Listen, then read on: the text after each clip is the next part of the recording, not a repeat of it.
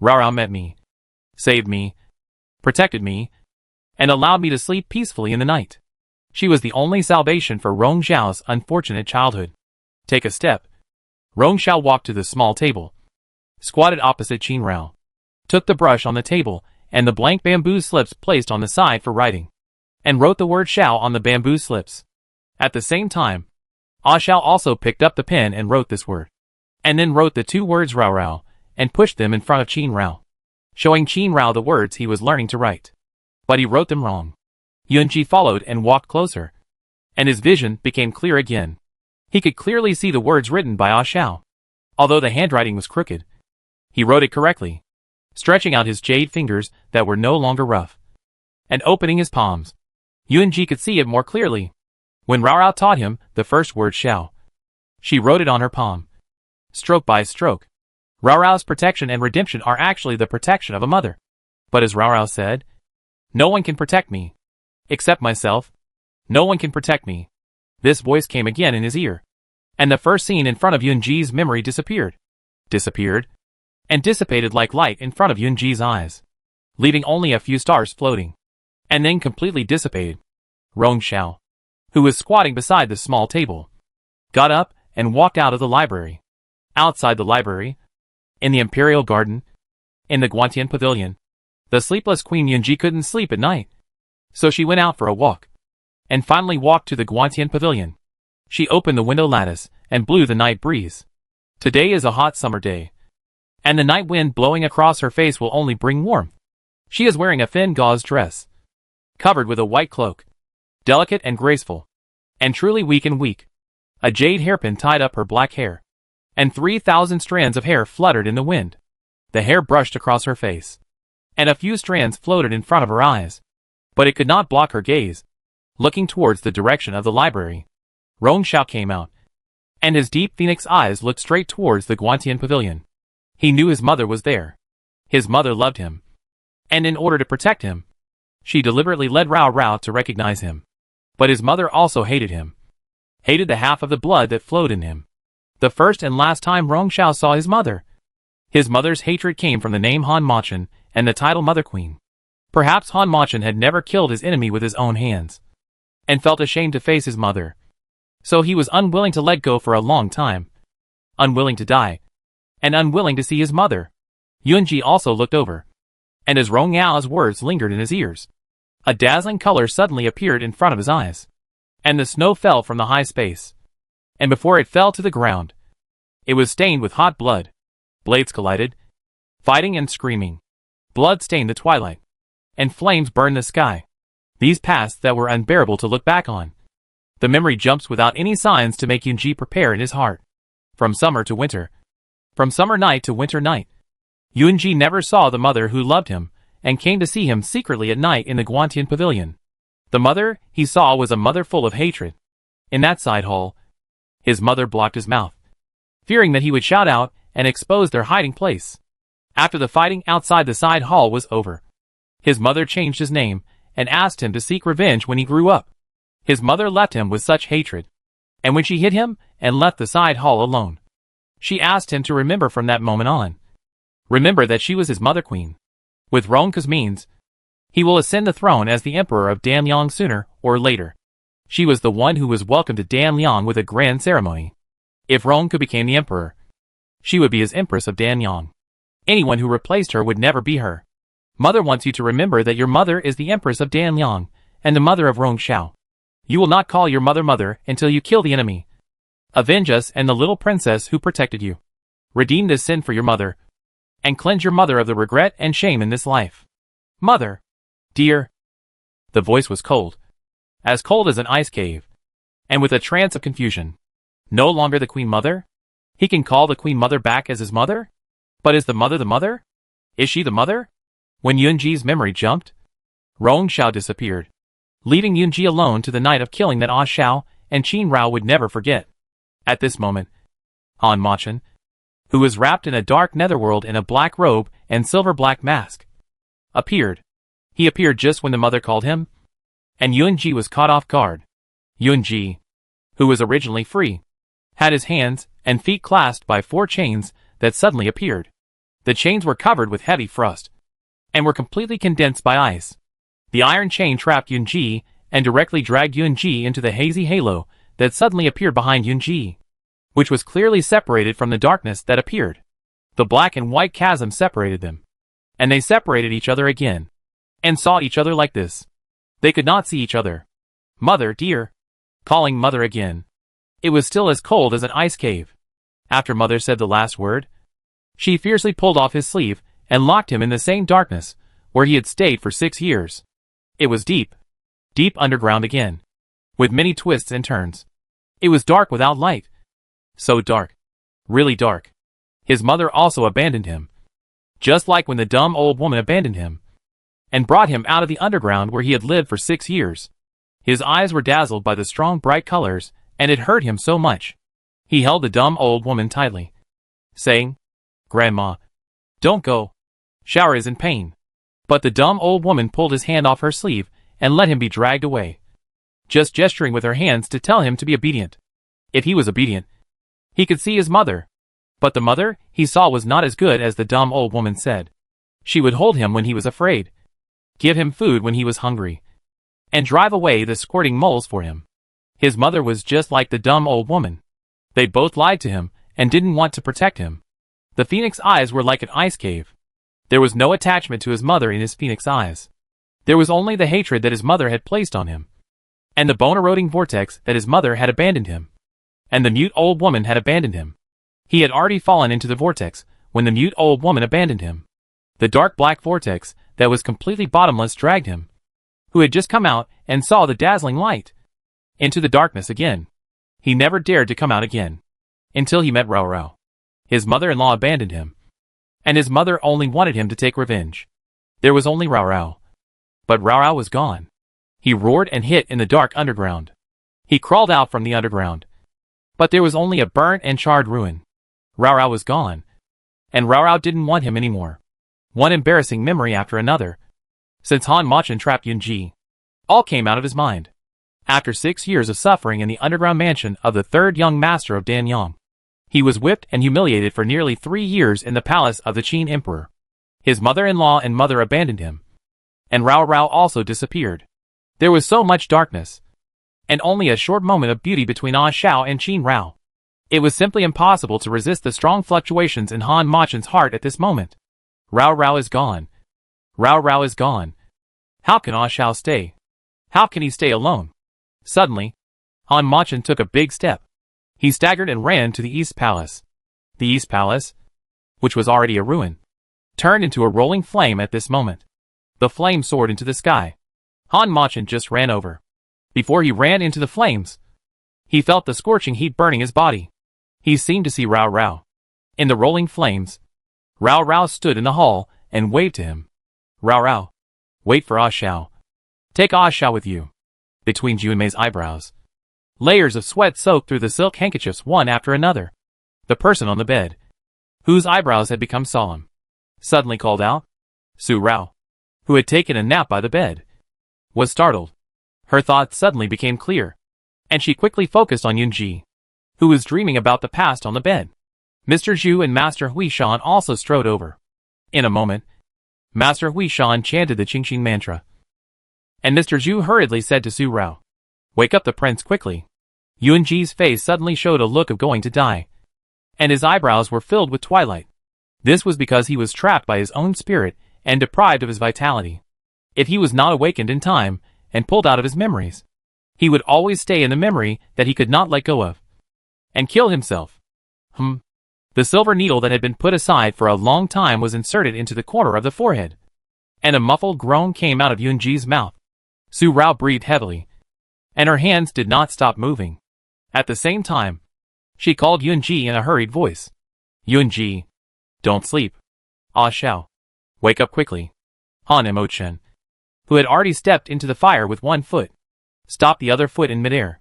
The raging fire that had burned his body went out without any signs. To be precise, it was the memory of the fire in the East Palace that was gone, or the scorched and ruined that Han Emochen saw, which was the memory that belonged to him. The scene of the fire in the East Palace was not his memory. He had never seen it with his own eyes, but he imagined that Ah Shao and Rao Rao died together. Rao Rao. Rao Rao is here. Rao Rao has not disappeared. And she has not abandoned Ah Xiao. They just got separated. Rao Rao is waiting for me. She is waiting for me. Jade fingers suddenly touched his heart. His own heart. Here. In the darkness of his whole body. The light, he carefully circled out. Rao Rao. No. Rao Rao is waiting for Yunji. She is waiting for Yunji. Ah Xiao. Not the dark Han emotion. In front of him. The black and white chasm reappeared. Darkness and light. Yunji stood in the light. The frost chains that bound his limbs melted. Yunji saw Han emotion. Took off his black robe. And the silver-black mask disappeared from his face. With the same face. Compared with the deep Rong Xiao. Han emotion without the murderous aura. He is the dazed Xiao. Ah Xiao. Rao Rao is waiting for you. Waiting for you to go through the 3 letters and 6 ceremonies. And marry her in a sedan chair. Yunji raised his hand. And just like Ah Xiao had tried before. His hand crossed the black and white barrier without any hindrance. And black and white merged again. Merging into gray. Gray with white. Darkness and light. Finally. We'll see each other. Meet each other without Rong Xiao. However. Just when Yunji was about to cross the gray area of fusion. Relying on himself to walk into his own darkness. Han Machin, who was in the darkness, was covered by a black satin, making him unable to see. And the overlapping gray in his eyes disappeared again. A cough. The last silver needle entered the center of his eyebrows. And Yunji suddenly opened his eyes.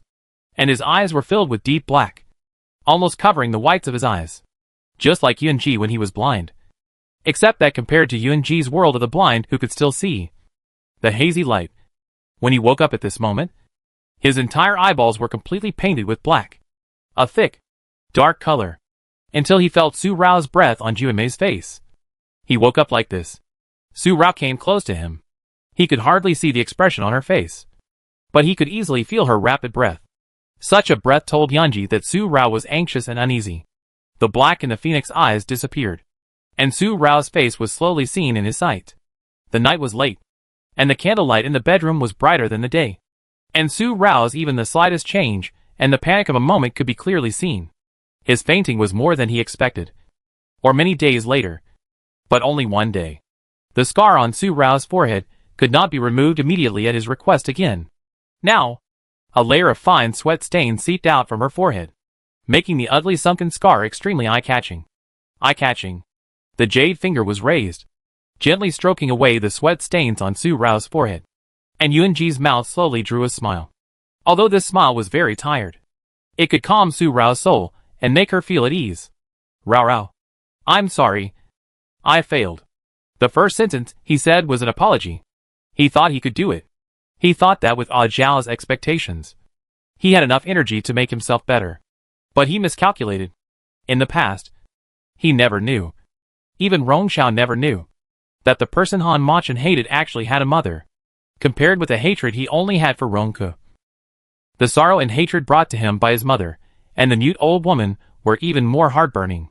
The mute old woman who took care of him for 6 years. The only old woman who gave him a little light before Rao Rao appeared. Rong Xiao's mother-in-law abandoned him in a day. Once, Rong Xiao once thought that the mute old woman abandoned him so that he could see his mother. But it turned out that Han Machin didn't think so. No wonder after arriving in Danyang. Even though he knew that the dumb grandmother was alive, he asked Rong Feng to find her. But he himself did not even think of meeting her.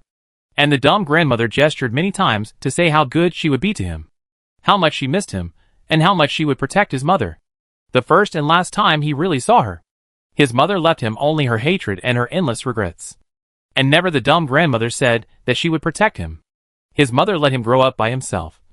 And when he grew up, he protected himself, his grandparents, and avenged them.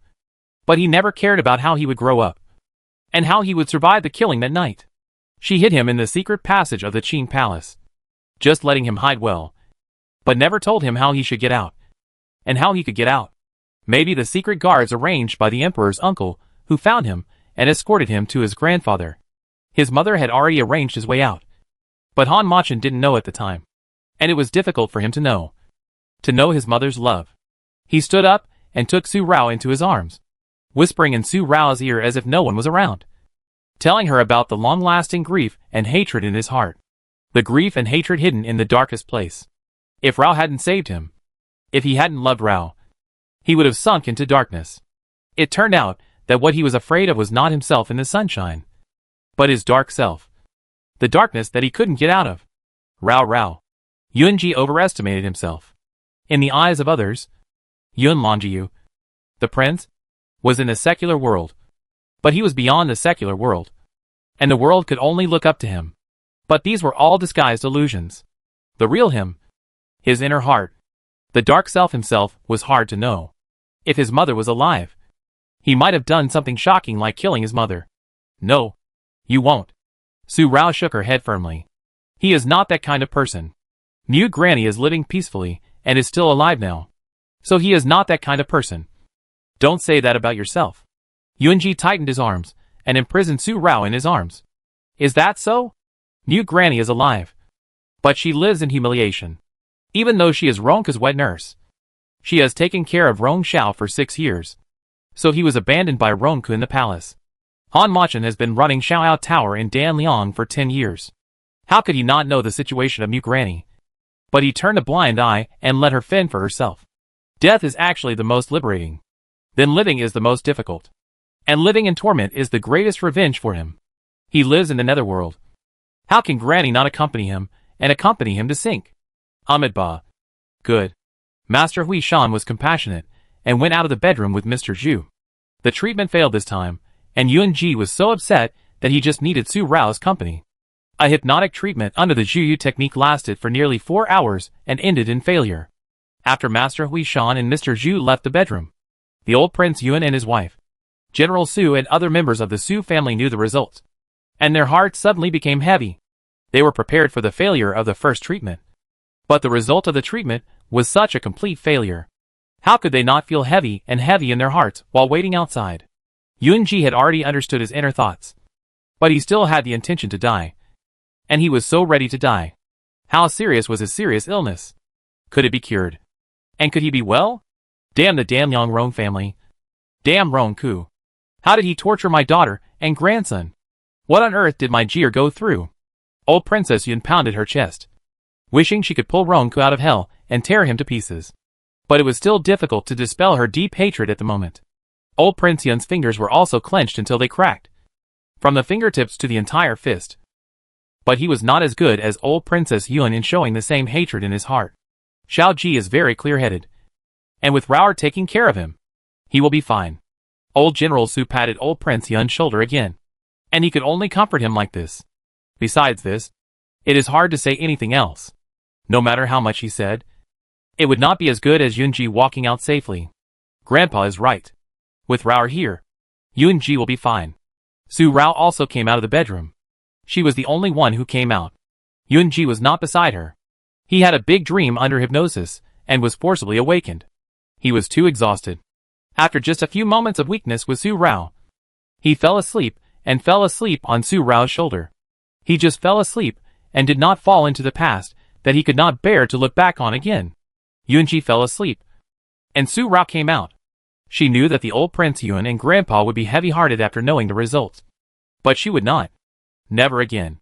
She would not be timid and let Yunji worry about her. Peach Blossom eyes looked up at the waxing moon that had already passed by in the night sky. The waxing moon in early April was just slanting in the night sky, accompanied by the stars, and kept company. The night sky was so radiant, without a single cloud covering the sky. How could they be so worried? With a smile on her lips, Su Rao asked them to go back and rest. Since the first treatment had failed, there was no need to stay up late tonight. It was already halfway through the night. If they didn't go back to rest, everyone's eyebrows and eyes would be black and blue tomorrow. If Yunji saw it, he would only worry. Everyone waiting in the moon room went back. And Mr. Zhu and Master Hui Shan also went to the pharmacy in Qingfengju, which also had a bedroom for rest for the night. When Qifeng residence was quiet, Su Rao and Yi Su, who was accompanying her, went to the kitchen. They had prepared a bowl of fish porridge. They ate a bowl to fill their stomachs, and took the rest to the bedroom along with a small stove to eat after Yunji woke up. At night, the stars were lingering, and the crescent moon was shining. The next day, The sky was clear, and the warm sun shone on the earth. April, when the temperature has warmed up, is the early summer season when the rain begins to increase. At the beginning of April, the weather was still gorgeous. There was no rain, and the climate gradually warmed up. All things bloomed with their own dazzling colors and activated their own vitality. Yoonji, who had fallen asleep, woke up in such a lively morning. When he opened his eyes were as dark as last night. After a while, his consciousness was completely awake, and his eyes were bright. The beloved woman who slept with him, beside him, never woke up. She stayed with him for a whole day and half a night yesterday, and finally fell asleep. At this moment, there was still fatigue between her brows, but the soft hand that held his wrist did not let go even in sleep. As long as he made the slightest movement, she would wake her up. Very gently, he put Su Rao's hand holding his wrist into the bed, and Yoonji moved his body slightly to let Su Rao, who was half lying asleep, change to a more comfortable position. Su Rao was about to wake up with just a little movement beside him. Yoonji patted his body gently. Sleep well. He is fine. Su Rao fell asleep again. He never woke up. Rao. Sleep peacefully. Just for your well-being. Han Machin will not hurt Yoonji again. He turned sideways, supported his forehead with one hand, and stared at Raora in his heart with his bright phoenix eyes. At his words, the slowly stretched eyebrows and the ugly sunken scar on his forehead felt smooth. He raised his jade finger to touch it, but stopped when it was about to reach Su Rao's forehead. He was afraid that his touch would wake Su Rao up, so he stretched his hand in front of him and retracted it, just staring quietly, not willing to leave the moment of gaze. After staring for a long time, Yoonji felt his eyes were a little sore, so he got up, dressed, and went out of the bedroom. Yoonji. At noon, Su Rao woke up, and Yoonji was not beside her. She panicked and got up and went to the inner room without shoes and socks. Yoonji walked in with a cup in his hand. Although it is early summer and the weather has warmed up, Rao is not wearing shoes and socks and going to the bed. What if she gets a cold? Putting down the warm water in his hand, Yoonji took 2 steps over and picked up Su Rao to the bed. He covered Su Rao's feet with his hands to warm her up so that she would not catch a cold. Yoonji's treatment failed, and he knew the sorrow and hatred in his heart. Rao was worried that Yoonji would be reckless because of this. No. For Rao. He would not. Yoonji knew that Su Rao was anxious because he was not there, and was worried that he might hide and lick the wound again. After warming Su Rao's feet, he brought the cup over, and first let Su Rao moisten her throat with a mouthful of warm water, and then brought Su Rao's dress and put on her clothes first. After putting on her clothes, Yoonji personally put on shoes and socks for Su Rao. Su Rao let him do it himself. The panic on her face turned into a smile, and a peach-pink color was outlined in her eyes. She had just woken up, and the sleepiness on her face had not completely disappeared. At this moment, she was so happy that Su Rao looked so charming. When Yoonji put on her shoes and socks and stood up, Su Rao climbed on Yoonji's neck with both hands and stood up. I told you not to worry and not to be cowardly anymore. But you just woke up and are still in a coma. It is normal for me to worry about you. Don't worry too much and think that I am afraid that you will hurt Yoonji. Yoonji is you. You are Yoonji. And Han Emochin is just a name. A bad name. Looking up, Su Rao said these words so frankly. She knew which consciousness woke up last night. But no matter which one, it was just him. Rao is so human. Yoonji will be worried. But for me, I am just happy. Su Rao emphasized this. Whenever he appeared, she would always emphasize that he and Yoonji were the same person. He used to be shallow-minded. He resisted and was jealous. But now, he won't. Never again. His Rao is trying very hard to make him alive. How can he make her sad? He held Su Rao in his arms and gave her a delicate kiss before letting her go and taking her to have lunch. Rao. I'm going to find Mr. Zhu and ask him to prepare an ointment to remove scars. After the ointment is prepared, we'll go to Danyang to see my mother-in-law. I want to know if she was reluctant to let go even for a moment when she pulled my hand away. When leaving the inner room, Yoonji told Su Rao about his plan. He has felt and clearly understood his mother's love, but he doesn't know or understand his mother-in-law. He wants to go to Danyang to eliminate his fear of darkness and heal himself. Rao also wants to remove the scar on her forehead. They must be safe and sound. When he is safe and Reora is safe, they can get married and have a perfect wedding. Yunji and Su Rao went to Danliang again after a year. After Mr. Zhu prepared an ointment that could remove the ugly sunken scar on Su Rao's forehead, they set off with the ointment. The only people accompanying them were Yun Feng and Yi Su. Xiao Mubai did not follow. Yunji left Xiao Mubai in Yun County and assigned him a task. A task that was not stated but known to everyone. Prepare for their wedding. Yun Feng drove the Yuwak carriage that belonged to Prince Jiyu, which had not been ridden for a long time. Yi Su sat on the other side of the carriage and set off for Danliang. The four of them set off without writing to Su-er early. It would not be too late to write to him after they arrived in Danyang. Yunji and Su Rao did not write to him, so Su-er did not know at this time. Having been the general of Danyang for a year, Su-er has also gotten used to and adapted to his current position. As an emperor, he attends court in the morning without changing, and then reviews memorials and handles state affairs. However, compared with the previous Danyang emperor who only ruled the country with literature, the Danliang emperor who ascended the throne now, Su-er, will go out of the palace in his spare time to understand the people's sentiments and opinions, and will not sit in the well and watch the sky. Although he is indifferent, he will also show affinity when talking to the people and listen to the people's feelings and opinions patiently. When it comes to the civil and military ministers of Danyang, he will not be angry when mentioning my harem, and he will not scold the Danyang civil officials with the harshness of the generals in the army. The situation of Danyang has just stabilized and has just restored the peace and prosperity of the country.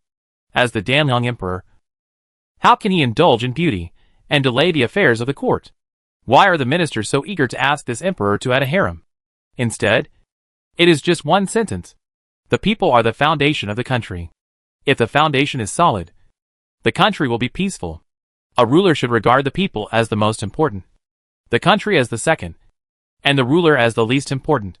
As the emperor of Danyang, although he was responsible for continuing the bloodline of the Danyang royal family, Danyang had just settled all the affairs, and the government had just stabilized.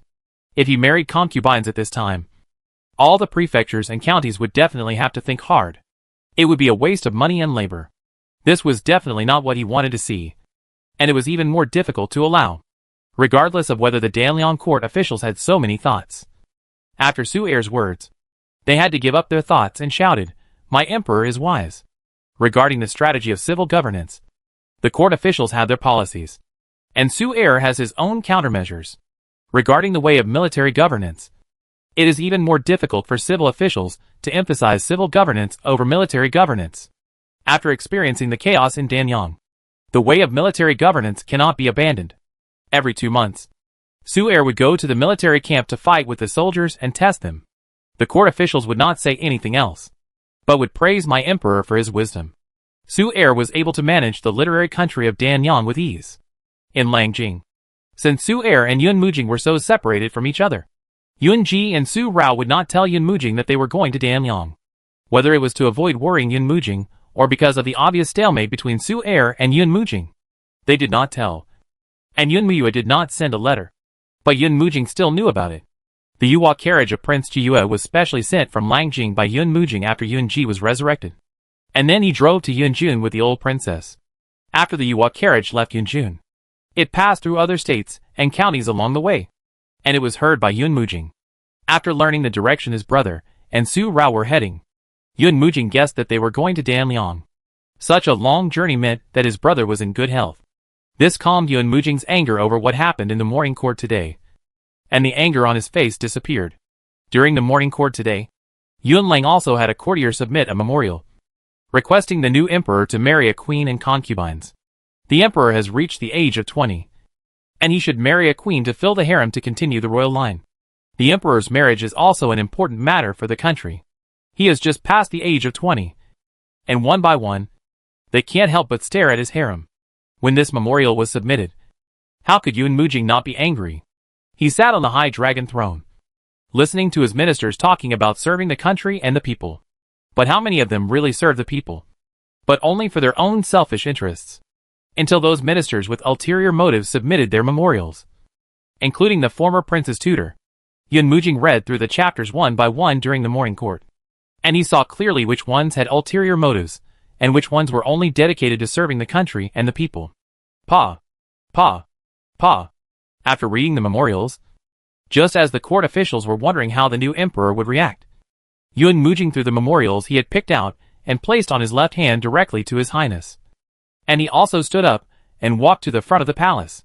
As he walked, the pearl curtain on the dragon crown swayed, covering half of his face. It was difficult for the court officials to tell whether he was angry or not. However, his words made the ministers, who submitted these memorials, suddenly change their faces and kneel on the ground. The court board was brought in front of him. Fear. My emperor. Calm down. We, the ministers, have absolutely no selfish intentions. What Yun Mujing said. Since you have submitted this memorial, I believe, who can be my queen? You have already had a candidate in mind. The youngest daughter of Zhuo Shangshu is talented and can be qualified. The granddaughter of Lin Xiqing is graceful and can also be qualified. The niece of Zhou Yushi is gentle and beautiful, and is more than qualified to be the queen. After saying this, he mentioned the women of the right age in the families of these court officials one by one, and finally asked, I wonder which one I should marry. One as the queen, one as the imperial concubine, and the other as the concubine, or it would be better if all of them were queens. Would you be satisfied with this? Not to mention the previous words. Just the last question. The ministers were already terrified. After all, they did have selfish intentions. And Yun Mujing's words were completely putting these court officials on the fire rack. If they dared to respond, they would be coveting the new queen's palace. Although the previous dynasty and the harem have always been closely involved, it was never so open. If they dared not respond, they could only kowtow in fear. They had no selfish intentions, and everything was for the emperor's sake. Humph. He then angrily swung his bright yellow sleeves, with anger between his eyebrows. The anger of the emperor. Although he was a young emperor, he had been the Yunlang emperor for more than a year, and he was a king with great imperial power. Yun Mujing sat back on the dragon throne, and looked at Chung Taifu, who did not throw down the memorial, and the court officials of the former crown prince, who followed Chung Taifu's lead. Chung Taifu held the court board respectfully and stood upright. He was not frightened by the emperor's anger. He had a righteous heart and his advice was for the country. So he did not need to be frightened. Although the ministers behind him did not kneel down, they did not stand as straight as Chung Taifu, and lowered their heads slightly. When the emperor looked at them, their hands holding the court board felt a little sticky. The emperor's pressure. The dragon's power is great. The shadow of the late emperor on his body was even more oppressive than the late emperor's power. As an emperor, the continuation of the royal heir is not just my personal matter, but a national matter and a responsibility that I cannot shirk. However, I have just reached the age of 20, and I have married and taken concubines. When I am 30, how old will my son be? My dear ministers, do you think that Yunlang is now in a peaceful and prosperous era? And it is too leisurely. You want to reproduce the situation of the princes fighting each other and disrupt the government again. As soon as these words came out, all the civil and military officials in the court came to him, kneeling on the ground. The emperor, please calm down your anger. We have no such intention, including Chung Taifu's faction, including Duke Xiao and Lord Mu who had not participated in this matter. All prostrated, Duke Xiao had already made his own plans. He had long seen the future situation of Yunlang, and he also saw that their new emperor should not be underestimated. As for Lord Mu, he has a royal grandson, so he will never interfere in the affairs of the new empress's harem and heirs. Moreover, the Mu family is loyal to the new emperor, and will not interfere in it. The civil and military officials in the court prostrated themselves and kowtowed. Yun Mujing did not say anything else. He did not leave the court, but let them kneel and think carefully in the hall. Now is a good time for him to marry concubines to fill the harem. Yun Mujing stood up and left the Wantian hall by himself. Yun Mujing learned that Yun Ji and Su Rao went to Danliang. And what were they going to Danliang for? Now that the emperor of Danliang is Su heir, Yun Mujing didn't even bother to send the golden-clad secret guards to Danliang to ask about it. And he really stopped having private dealings with Su heir.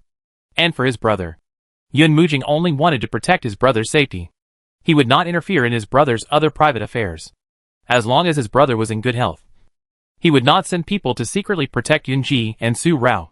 Yun Mujing understood that his brother wanted only freedom and a stable life now. Knowing that his brother was safe, Yun Mujing's anger disappeared, and he asked the imperial steward to go to the Wantian Hall to announce the withdrawal of the court. He himself did not review the rest of the memorials, changed into plain clothes, left the palace, and went to the imperial mausoleum. When he arrived at the imperial mausoleum, just like when he came to see his mother, this time he came to see his father. He did not enter the imperial mausoleum, but just stood outside for half a day without saying a word. When night fell, he returned to the palace to continue reviewing memorials. The moon was shining in a flash. April is a rainy season, except for the beginning of April. It was still sunny. After April 8th, it was mostly rainy, especially after the middle of the month. The rain gradually changed from the delicate and soft at the beginning to the majestic and wild, completely washing away the remaining breath of spring. When the formal summer came, the sky suddenly turned into a hot midsummer. Su Rao and Yun Ji and the other four did not rush to cure Yun Ji and rush to Danliang as soon as possible. Instead, they walked slowly along the way. When it rained, they would stay for 1 or 2 days when the rain was too heavy. Along the way, Yun Ji never showed signs of overlapping consciousness, never fell into the past in dreams, and never saw the black and white chasm again. The art of Juyu, hypnosis therapy, was only used for one treatment. After Yun Ji said that he was going to Danliang, Su Rao and Mr. Zhu discussed with Master Hui Shan and stopped the subsequent treatment, which should not have been interrupted. Once the art of Juyu begins, 1 to 5 times is the most basic treatment course of hypnosis, and it varies from person to person. It can be increased to 10 times as a treatment course, depending on the effect of the first treatment. 1 day, 3 days, or 7 days can be taken apart, and the treatment will not be interrupted. After a course of treatment, if the effect is very significant, the second course of treatment can be carried out, and even the third course of treatment, until it is completely cured, and it is obvious that Yun Ji's first treatment failed, and the failure was complete. The fear and resistance hidden in the deepest part of his heart were dug out, making it difficult to continue the first round of treatment. The only mother-in-law and mother he cared about abandoned him. This is the deepest knot in his heart. If this knot is not untied, it will be difficult to completely cure it. Yun Ji knew this. Otherwise, he would not have come to Danyang to see the dumb old woman. Heavy rain washed Yunyang County. After Su Rao and his friends arrived in Yunyang County, they encountered heavy rain for 2 consecutive days. They stayed in Yunyang County for another 2 days. After reaching Qingyan Pass, they were close to the border of Danyang. The heavy rain stopped, and the already unbearable weather became warm and comfortable. The climate of Danyang is like a spring breeze all year round. In the hot midsummer, Danyang is a good country to cool down. The strong stuffiness in the air disappeared and turned into comfort. After arriving in Danyang, Yun Ji asked Yun Feng to write a letter to inform Su Er. Su Er got the news that his brother and younger sister had arrived in Danyang, and immediately asked Su Han to go to greet them. Entering the Danyang Imperial City, the road was smooth and unimpeded to the inner city of the Imperial City. The inner city is the gate. Su Er was wearing a black robe of an ordinary rich boy. He did not wait here as the Danyang Emperor, but just as a brother. From a distance, he saw Su Han leading the way, followed by Yun Feng in a car. Su Er, who was indifferent, showed a smile that could no longer be suppressed on his face and strode forward. Who is the one coming? Our emperor is waiting here to greet you personally, but there are no ministers accompanying him. The guards guarding the inner city gate, including the people coming and going, all stretched their necks curiously and looked out to take a closer look. Su Er is always close to the people. Even if he is wearing the clothes of an ordinary rich boy, the people in the capital can recognize him. The new Emperor Renhe is more friendly to the people than the previous Danyang monarchs, especially Ronke, who caused the chaos in the Danyang Imperial City and was unworthy of being the monarch of a country. When he appears in the city, the people will not kowtow in fear, but will greet him in a friendly and ordinary way. When my emperor goes out, he will not disrupt the daily life in the Imperial City, and the people will not crowd and disrupt the order. When my emperor and others arrived at the inner city gate, the people did not make a fuss in the streets because of this. They still did their own things. However, some of them were really curious and would look at the inner city gate from time to time, waiting like my emperor to see who was coming. That carriage, that is. Suddenly, among the people in the inner and outer cities, who were looking forward to it, such a stumbling sound appeared. The finger stretched out trembled. unable to control their excitement, pointing at the Yuwa carriage parked in front of the inner city gate. And the boss, with his mouth open, lost the elegant demeanor of their Damyang talents. So out of control, he only managed to finish the sentence, and he wanted to shout out the rest. But it was stuck in his throat, and he couldn't shout it out. He could only use his body's reaction to express his unspeakable feelings at the moment. The brothers gathered on the side didn't understand why their brother was so excited. When Su-air got on the carriage and the carriage drove through the streets of the inner city, the brothers carefully looked at the Yuwa carriage. Seeing the color of the moon, they all showed excitement. At this time, their brother shouted out the words that were stuck at the back. The carriage with the moonlight logo. Prince Jiyue. That must be the carriage of Prince Jiyue of Yunlang. This shout made Prince Jiyue famous. He defeated the Confucian scholars of Yunlang vassal states with a book debate on Fu. This reputation was especially widely circulated among the talented scholars of Danyang. His debate on Fu was even more widely praised by the talented scholars of Danyang for competing in debates and Fu. What is debate on Fu? The meaning lies in the two words debate on Fu. In ancient times, there were many great scholars who could write poems and essays in their hearts. From small things like plants and flowers, family affairs, to big things like mountains and rivers, family, country, and the world. For the world to read, learn, and understand, and use them as a measure of virtue, talent, and character for the younger generation. However, Prince Jiyue did the opposite. Whether it is small things like plants and flowers, family affairs, or big things like mountains and rivers, family, country, and the world, it is not only about fame that can be used as a measure of virtue and character. As a student, no matter whether he is from a famous family or a poor family, the broader his heart is, the more far-reaching his talent is, and he can reach a great distance in a small place. These are two arguments in Prince Jiyue's on debating essays. Without mentioning other things, these two arguments have inspired many students, and even poor students have worked hard to make progress and leaped a great distance in a small place. Today, Prince Jiyue's carriage appeared in the Danyang imperial city. No one had to think about who was in the carriage. For a moment, the imperial city was in turmoil. In the imperial city of Danyang, the carriage of Prince Yunlongyu came here, which instantly caused the scholars in the imperial city to be excited. And it took a long time to calm down. The one who caused this excitement was that he met his good brother after a year. After Su-air got on the carriage, they hugged each other first, showing brotherly love. Then Su-air looked at Su-rao, and saw that his face was rosy and shiny, with a smile on his face. Looking at his second brother, he was happy beyond words. I haven't seen you for a year, and I think you have changed a lot, especially seeing the once sunken and ugly scar on Su-rao's forehead. Although it still has a mark now, it is more unsightly than before, and now the appearance, seeing it, only makes the eyes brighten up, and there is more tenderness between his eyebrows. Tenderness like water. Such a little sister, compared to the once pretended dandy and eccentric, but actually very deep in her heart, has changed a lot, which makes Su-air happy. I am happy about the little sister's change today. A very good change. Touching Su-rao's head, the corners of his mouth are doting. Second brother, it seems that you have changed a lot. Thinking of them passing by the border of Danyang all the way, listening to the people of Danyang talking about their emperor. All of them praised the new emperor, and the people's hearts were in favor. What kind of personality is the second brother? Su-rao is still particularly surprised from the people of Danyang praising him so much. The indifferent second cousin suddenly changed his personality after becoming the Danyang emperor. Although this may be because the second brother wants to do a better job as the Danyang emperor, Su-rao is still a little surprised. In addition to being surprised, he felt something wrong in his heart, especially when he thought of what Su-air said when he rushed to the Tenli Pavilion after Yin Mujing left Danyang that day. One day, I will make her willing. Although Su-rao did not think Su-air was wrong at that time, her Su family was not easy to provoke, especially the second brother. If you provoke them, you should be prepared to bear the price of the second brother's anger. But now, when she really feels that Su-air may have changed so much because of Yin Mujing, Su-rao still feels worried. My younger sister and Yunji have come all the way. I heard that the second brother is famous in the hearts of the people of Danyang.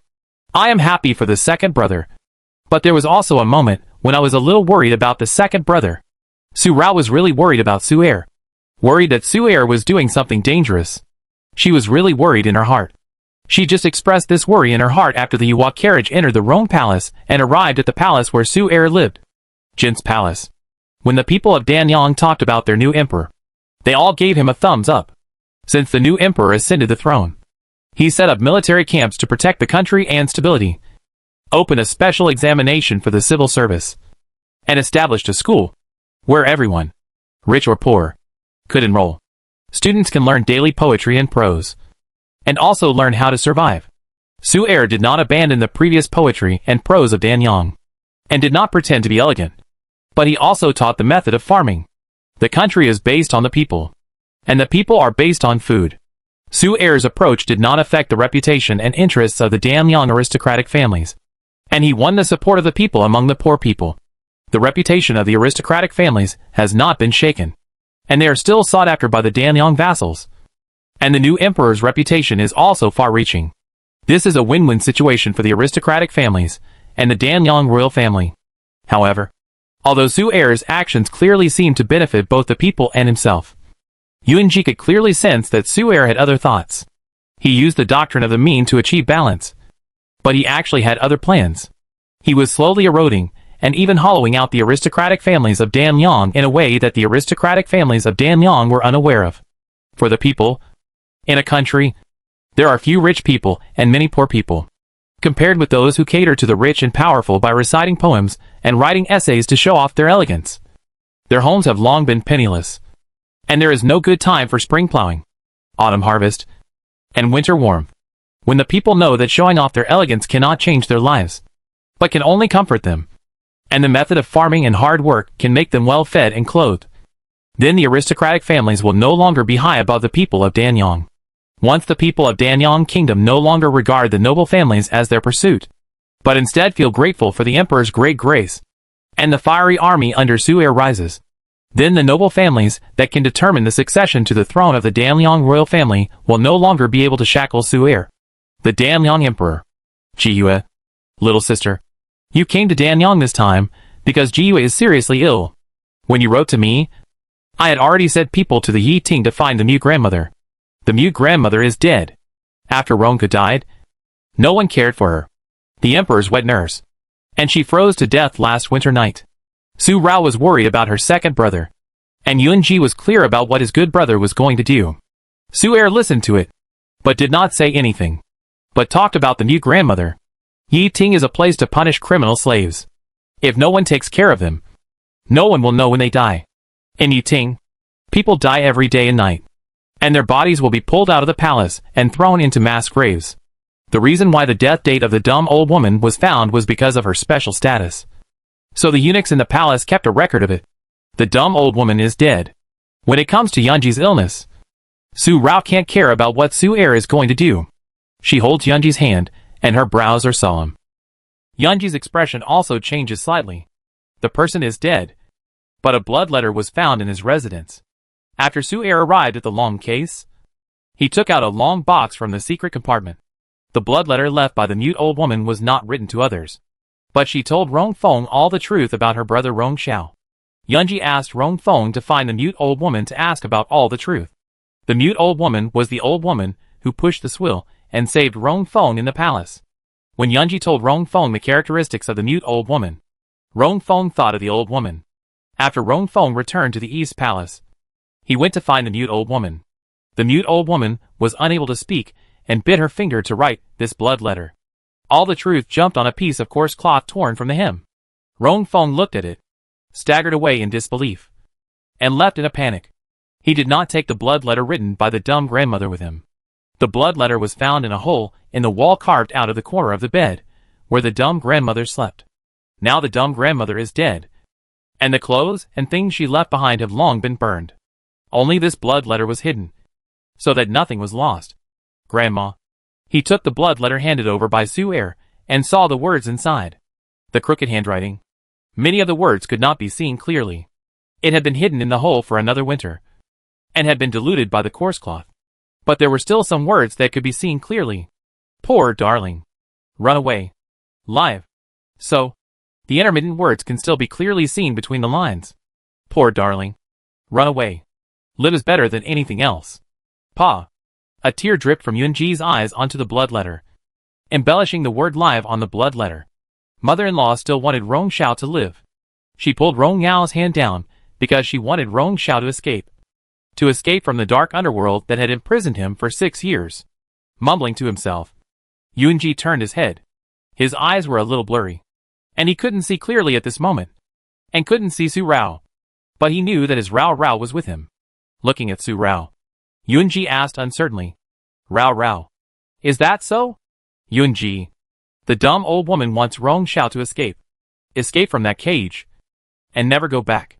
Su Rao held Yunji's hand again, and took the blood letter from Yunji's hand, not letting Yunji continue to read the intermittent content at the end. Most of the content on the blood letter was unclear, and the content that could be read clearly still revealed the hatred of the dumb old woman between the lines. Love and hate. She was Rongke's wet nurse. She raised Rongke and regarded Rongke as her life. She was the person Rongke trusted the most. But it was this trust that made her voice mute due to poison. And she was locked up underground to take care of the evil seed that Rongke wanted to raise. To complete Rongke's plan, she endured for 6 years, and finally made it out. But because she took care of the evil seed for 6 years, she felt pity for him. So she was imprisoned in the palace for more than 10 years, and was abandoned. The dumb old woman hated Rongke. Hated Rongke for treating her like that as a wet nurse. And she also hated Rong Xiao. Hated that Rong Xiao had harmed her to such an extent, and was abandoned by Rongke. But she loved both of them. The father and son she raised. It was not an exaggeration to raise Rongke and regard him as her own son. After 6 years of care, she felt pity for Rong Xiao. When Rong Feng asked about it, she vented all the misery of her half-life. Whether it was the love for Rongke's raising or the pity for Rong Xiao, she vented all of it in such a blood letter, venting her love and hate. Grandma sympathized with Rong Xiao, but she also hated him. Now that she is dead, can Rong Xiao be relieved? No matter whether she had a moment of reluctance at the beginning. It is not important now. Not important anymore. Although he had never read the intermittent content after the blood letter, and although Su Rao answered so affirmatively, Yunji was clear in his heart. He asked Su Rao so uncertainly just to comfort himself. With Su Rao's affirmative answer, he could tell himself that Grandma was just like him. Just a chess piece in Rongke's hands. The dumb old lady died, leaving only a hidden blood letter. And her body had long been eaten by wild beasts in the mass grave. When the old lady was alive, he had not seen her again because of the grief and hatred in his heart. And now he can never see her again. Yunji came to Danyang this time, and he did only for the dumb old lady, and only had Rong Zhao's tear shed for the dumb old lady, and also for the one abandoned by the old lady. A tear melted the knot in his heart. The chasm separating black and white appeared again, just like when Ah Shao wanted to walk out of the dark netherworld. This time, Yunji's figure was in the white light, and in the black netherworld. Han Mochen's eyes were not covered by a black satin. Han Mochen and Yunji. They saw each other across black and white, no longer seeing only shadows when consciousness overlapped, but never seeing their faces. This time, just like when Yunji and Rong Xiao merged, Yunji walked into his darkness. There was no need for Rong Xiao to suppress Han Mochen for him. He walked into it by himself. The natural chasm separating black and white also completely merged into a gray world. In this gray world, the black and white met each other. Han Mochen clearly saw the face of Yunji, who stopped 3 steps away from him, wearing a dress in the color of the moonlight that he liked. With a beautiful and stunning face, his eyebrows never gave rise to the bloodthirsty killing in his heart. Even in the darkness, he could stay out of it and live in the sunshine that he longed for but could not touch with a clear heart. You and I have been born for 15 years and have known each other for more than 10 years. Before this, we have never seen each other's faces. In my heart, you are Yun Maheo, and it has always been him. Han Mochen spoke, not knowing whether he had known for a long time that he and the person opposite him were the same person. And now that he saw it like this, he could accept it calmly, or whether he had been pretending to be Yunji for too long, and had already been redeemed by Su Rao, and was no longer the bloodthirsty and murderous him. Even though he was wearing a dark robe with thick ink and heavy colors, even though the dark black cloak wrapped his whole body inside, even though the silver black mask that hid his face was still on his face, he could no longer find his former shadow, and some looked more and more like the person opposite him. There was no difference in his gestures. Now, I finally see myself under the sun. And I feel it truly. It turns out that we are really one person. One person. Unless we die. It is difficult to separate them into two halves. The jade finger raised, took off the silver-black mask on his face, and revealed his face to Yunji's eyes. Let's start. Don't let Rao Rao wait too long. Take off the silver-black mask. Throw it into the darkness, where the shadow just fell under his feet. Han Machin took a step closer, stretched out his hands, and accepted the fusion calmly. Yunji knew that Han Machin was for him. But this time Han Machin took off the mask himself, and saw the same face. He was willing to merge. It was obviously a good thing. But Yunji's heart was touched. It was a little different from the feeling when he merged with Rong Xiao. At that time, he asked Rong Xiao if he would disappear. And Rong Xiao laughed at him for being shallow. One person. It is difficult to divide into two halves. How can he disappear?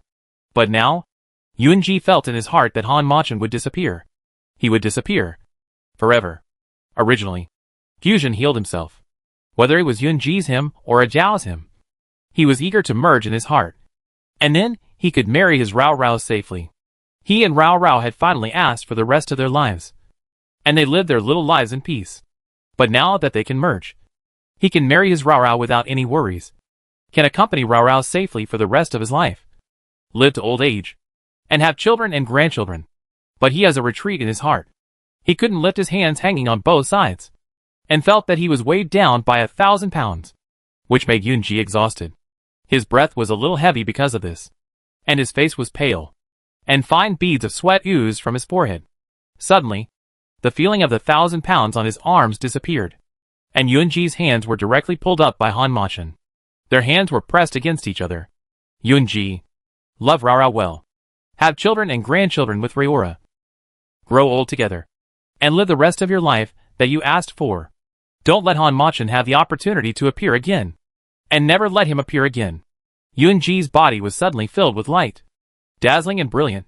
Engulfing Han Machin. It was not to drive away the darkness. But this great sunlight completely engulfed the darkness. In Yunji's eyes, Han Machin, who always wore a black robe and a silver-black mask and wrapped himself in darkness, disappeared without a trace, without even turning into a light spot or leaving even a tiny bit of light for a moment. Yunji's disappearance made him feel dazed, as if there had never been a person like Han Machin, and he had never experienced the misery of Rong Xiao's childhood. He had been loved by his parents since he was born, doted on by his grandparents, and favored by his uncles. He and Rao Rao met because of Ushu, and because of Yuma's indulgence and care. They were childhood sweethearts. Rao Rao coveted his beauty, and he was also deeply involved in Rao Rao's pursuit since she was a child.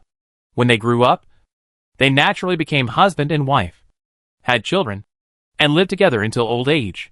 Yun Mujing, why are you so stupid?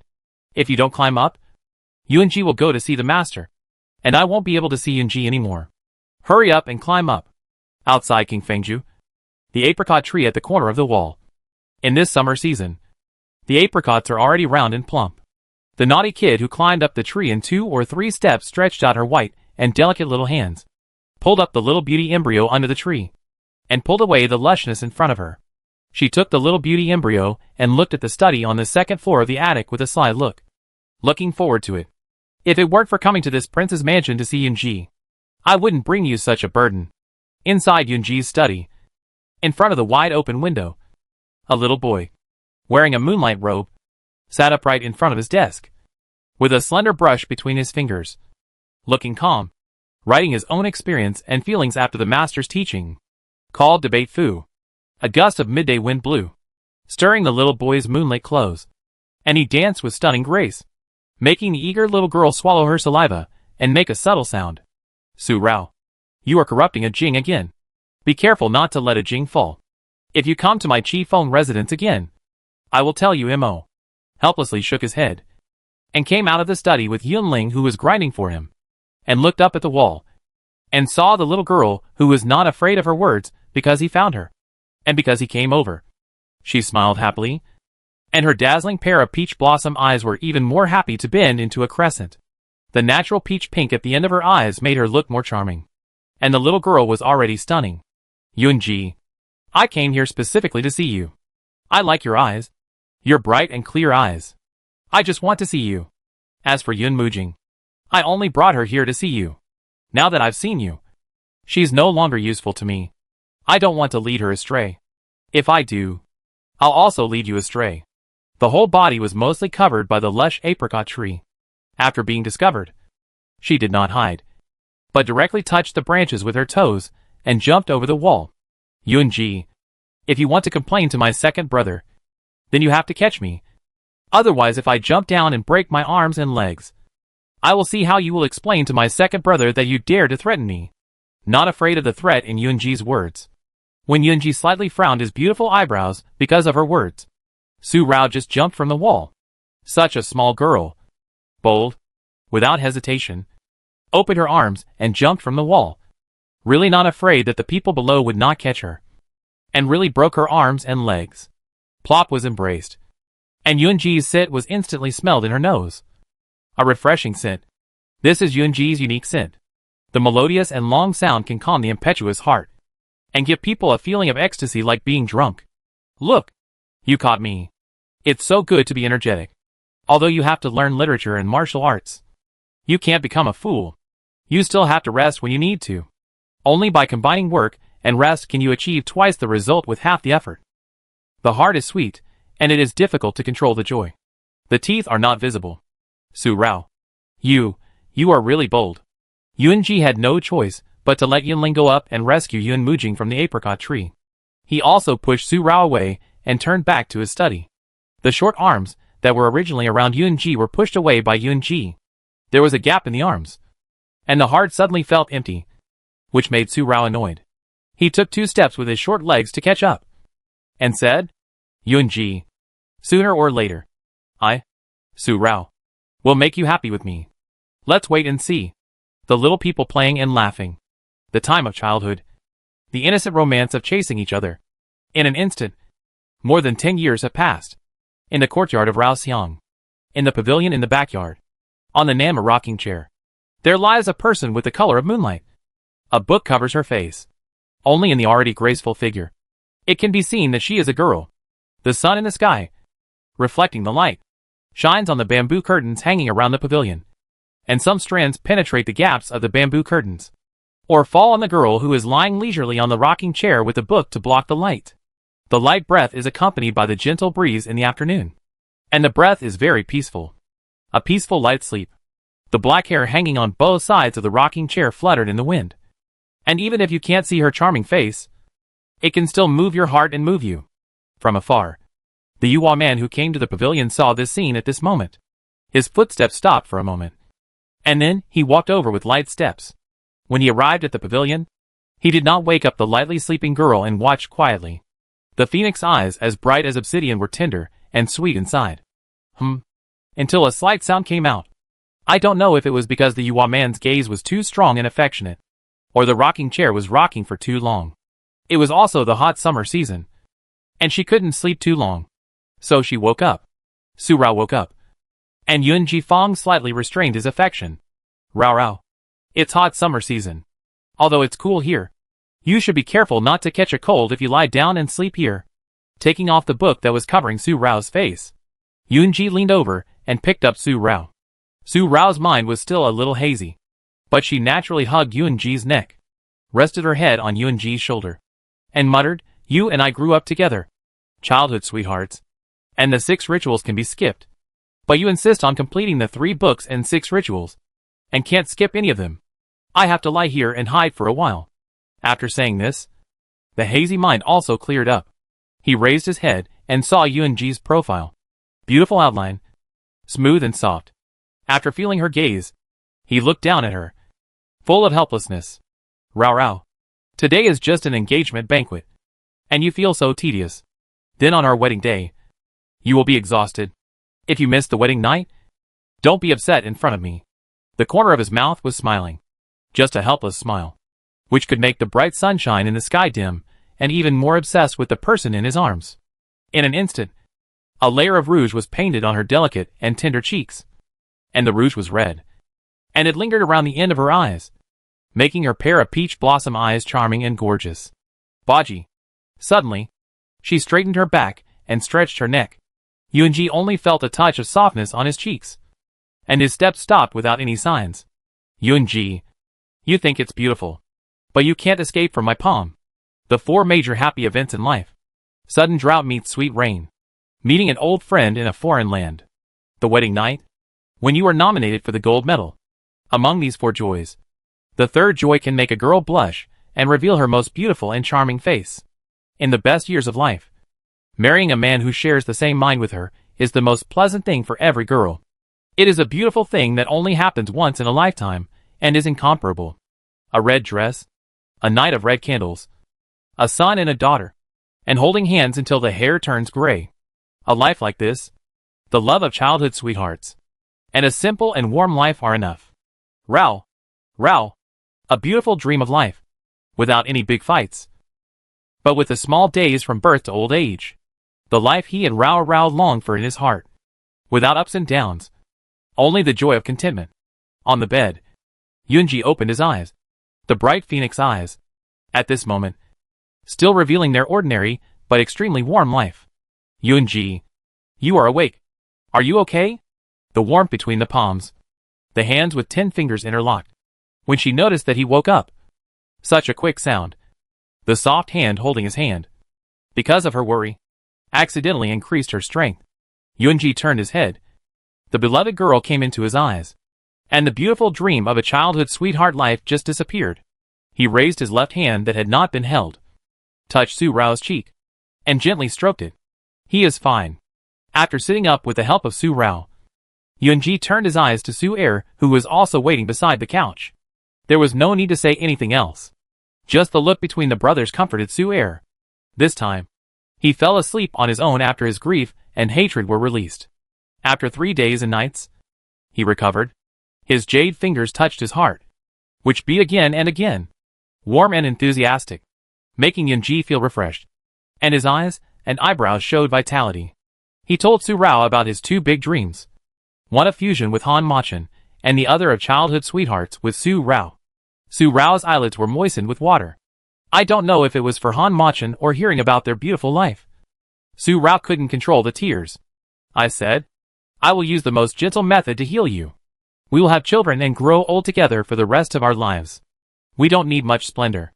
Just 3 bowls of soup a day and 4 people in one house will be enough.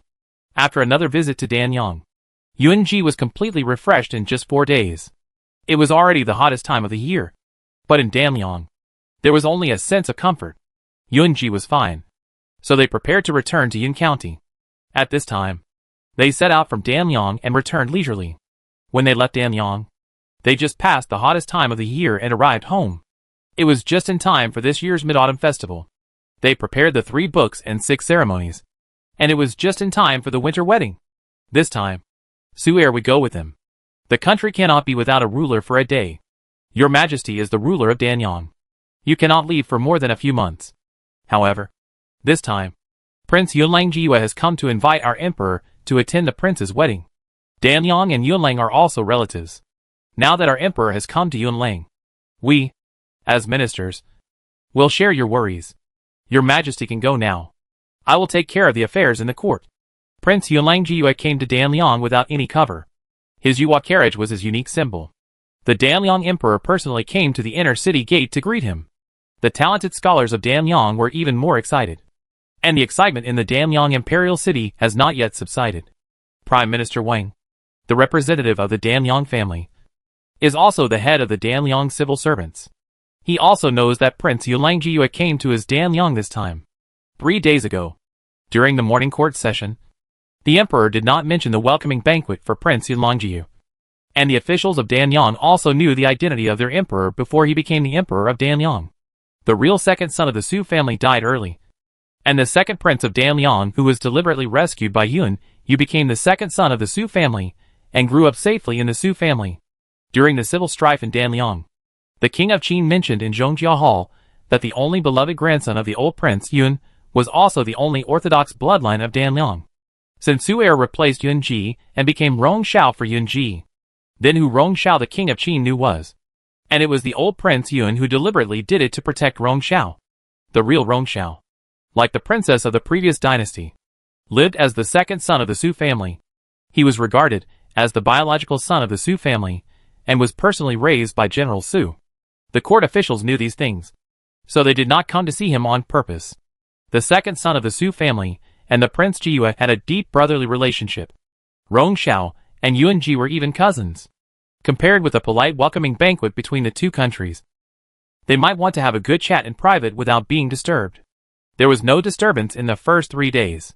On the afternoon of the 4th day, the emperor convened the noon court and mentioned the arrival of the Prince Jiyue of Yunlang and his return to Yunlang.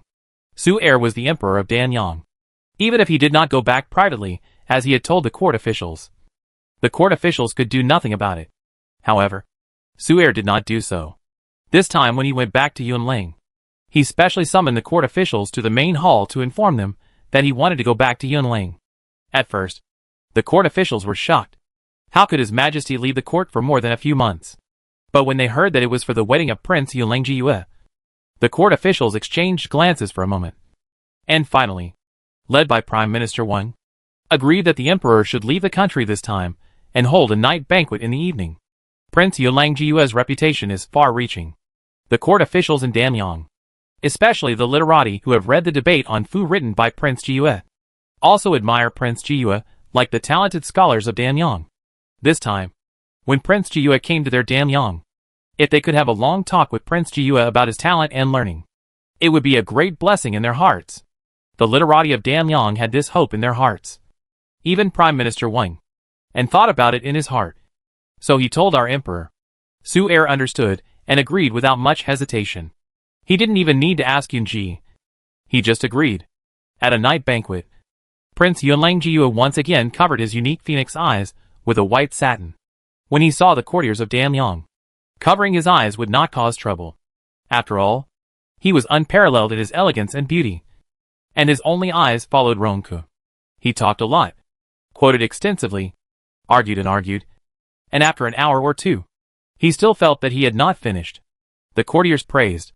The elegance of Prince Jiyue is really true. Some even thought, their Danyang emperor seems indifferent. But he is so capable.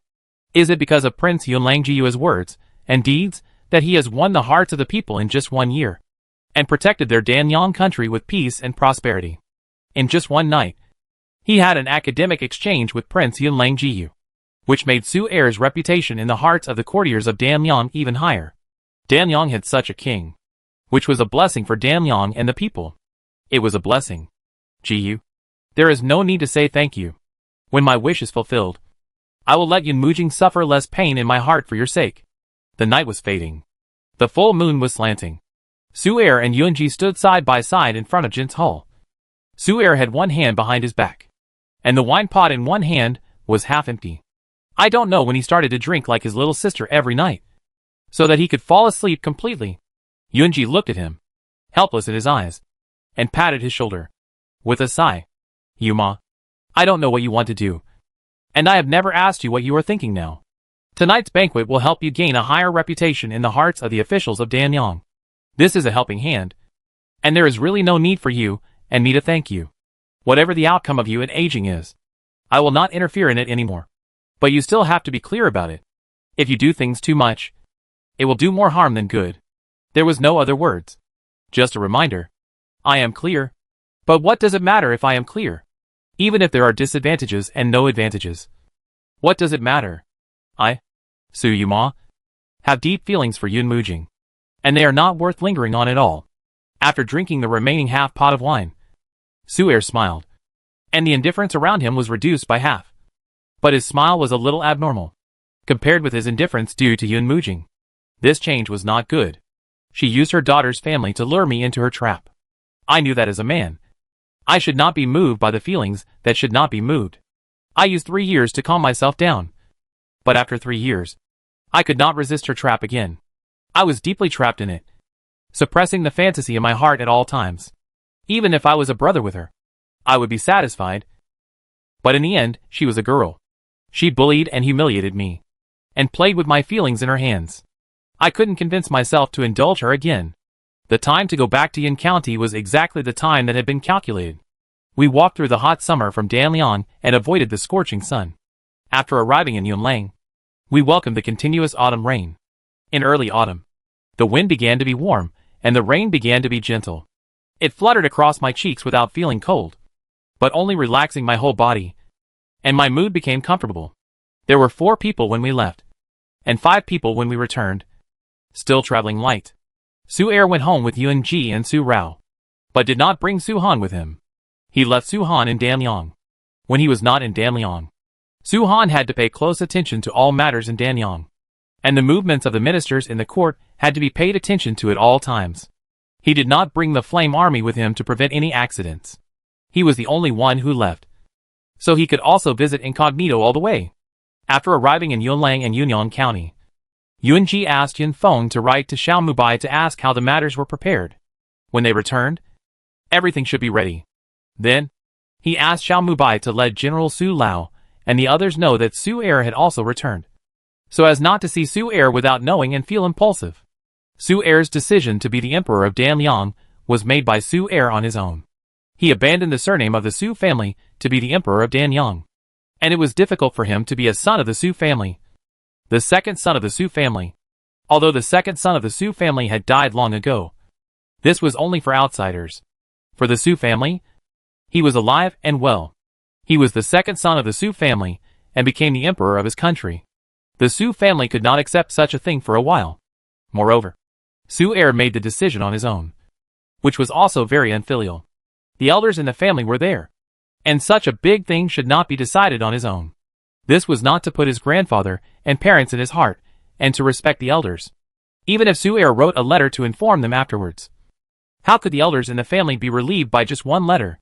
After parting at Yunjuan's home, he thought he would only go to Danyang for a visit, but he never expected that he would become the emperor of Danyang, become a son of the Rong family, and stay in Danyang and never return home. As for his grandparents, he only asked Su De to write a letter to his family when he returned from Danyang. Later, when his elder brother and third brother got married, as he said in the letter, he was afraid that he would not be able to come in time, but he would send a gift. The letter that Su De brought only had a few words.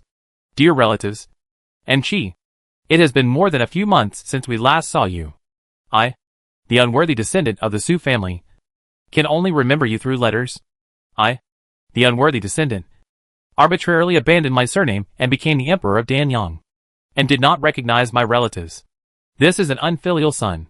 The civil strife in Danyang must be quelled, and it is difficult for me to return to see my elder brother and third brother. This is disrespectful to my brothers. I, the unfilial and disrespectful descendant of the Su family, have failed to raise my parents and grandfather. When Danyang is stable, I will return home to apologize. Unworthy descendant, Su Yuma. When General Su saw this short letter, he was not angry, but just sighed. Uncle Su and Aunt Su were angry, and they were extremely angry, but they could do nothing after being angry. It was a foregone conclusion, so what could they do about it? He had to suppress his anger and wait for him to return home. He would see if they would not break his legs. They raised their son to adulthood, but abandoned his surname and all relatives. What kind of family is this? He was angry in his heart. Until today, he really knew that his son had returned home. He knew that Su Er had come with him. Uncle Su San and Aunt Su San, the couple, held each other's hands and waited outside the county city gate early, looking at the official road. The expressions on their faces were not known to be blocked by the wind and rain. It was a little unclear if you looked carefully. The people waiting here also included General Su, Su's father, Su De and Su Wu. Uncle Su was weak, so he did not come here to wait. After Su Rao and Yun Ji arrived in Danyang, the young couple Su San and Yun Luoling also went to Langjing. After the new year, Yun Luoling took her husband to the palace to visit her mother, and the other female relatives just waited at home. It was difficult to understand the expressions of Uncle Su San and his wife, but the expressions of General Su and the others were clear at a glance. General Su stroked his precious beard again and again, looking completely nonchalant, and the boy beside him held an umbrella for him to protect him from the wind and rain. Needless to say, Uncle Su's father and the two brothers Su De and Su Wu, they just hoped for his return. With a creaking sound, the wheels of the car rolled over the official road, and today it slowly returned under the drizzle. The Yuwa carriage came into view. and Uncle Su-san and his wife almost unanimously took a step forward. They're back. They're back. Second brother and younger sister are back together, Su Wuving shouted, holding an umbrella for his parents with one hand and shaking it with the other hand, looking forward to lead the way. The carriage stopped 3 meters away.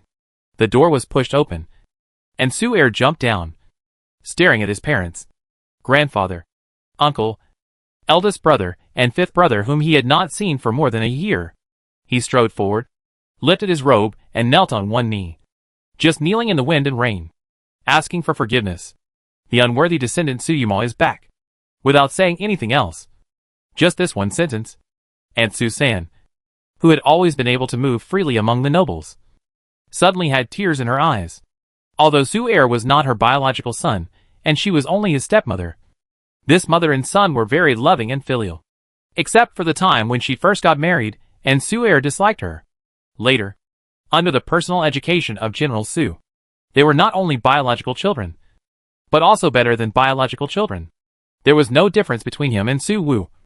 Both of them were their biological children. At this moment, the child has returned. I haven't seen him for more than a year, but he looks much darker than when he was at home.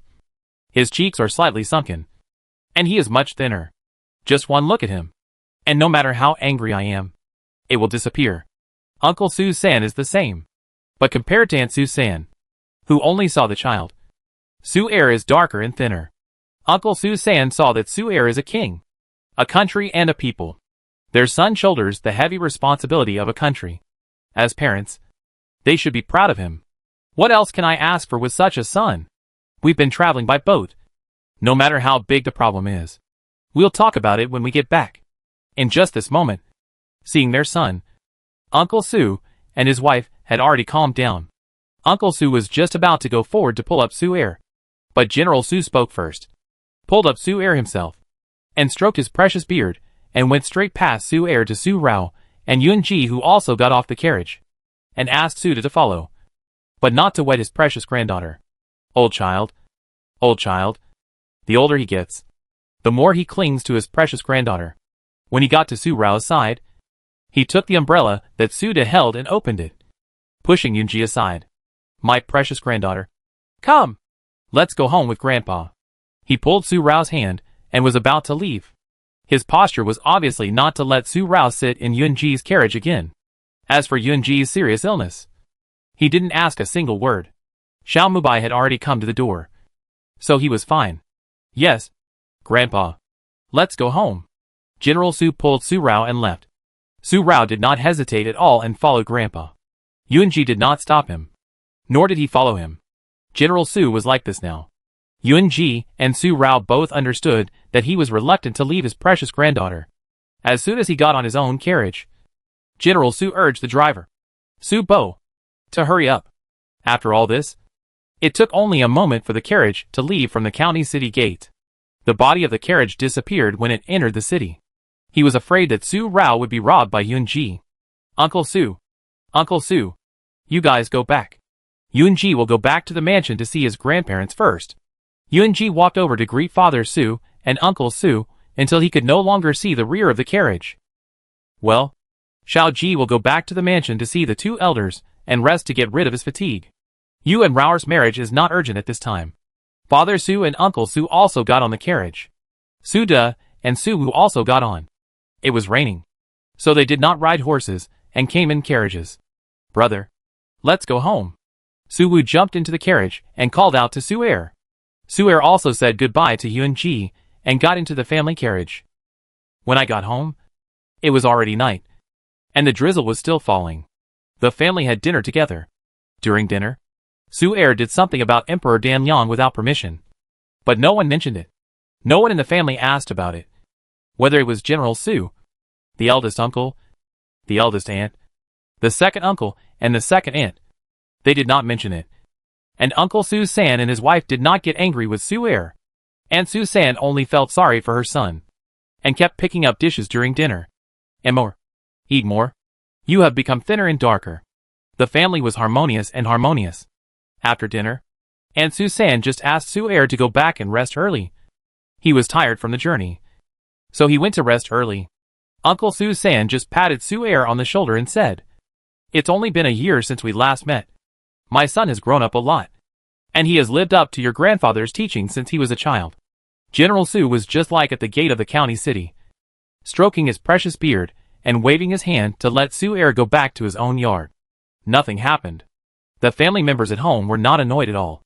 And Su Er understood everything in his heart. His parents did not blame him. But even though he understood everything, he still wanted to confess. So, after the family members had rested, Su Er left his courtyard and went all the way to the ancestral hall. When he entered the ancestral hall, he lifted his robe and knelt again. He stood straight and knelt. The drizzle fell on the rubble, and no sound could be heard. In the ancestral hall, the oil lamps were on day and night, reflecting the solemn expressions of the people kneeling on the ground, and also illuminating the people outside the ancestral hall. Knowing Su Er's temper, even if his family members did not blame him, he would ask to be punished and come here to confess. As a son of the Su family, he was unfilial and disrespectful, and he deserved this punishment. Touching his precious beard, he stood in the corridor outside the ancestral hall. After a while, he waved his hand and asked the Uncle Su San and his wife, who followed him, to go back. They really deserved to be punished. After being punished, the matter could be over. Don't worry too much, Aunt San. Although my second brother looks thin, his muscles and bones are strong. It won't be a problem for him to kneel for 3 or 5 days. My second brother feels guilty towards his family, so let him kneel for a few days. He will feel better. Su Rao, who was supporting General Su, saw Aunt Su's worried face and said so comfortingly, "Forget it. Let him go." Uncle Su held Aunt Su's hand. The son is grown up and has his own considerations for what he does. Parents should really let him go and let him fly. Su Er knelt for 5 days. He did not stop eating or drinking during this period. Su Wu, Su Rao or Su Do would bring him food every time it was time for dinner. Su Er did not feel guilty towards his family and went on a hunger strike. He would finish every meal. After 5 days, he did not kneel again. He came out of the ancestral hall to wash and have a good rest. From then on, the fact that Su Er was the emperor of Danliang was completely revealed in Su Er's heart and in the hearts of his family. To the outside, he was Rongshao, the emperor of Danliang. And to the inside, he was still Su Yuma, the second son of the Su family.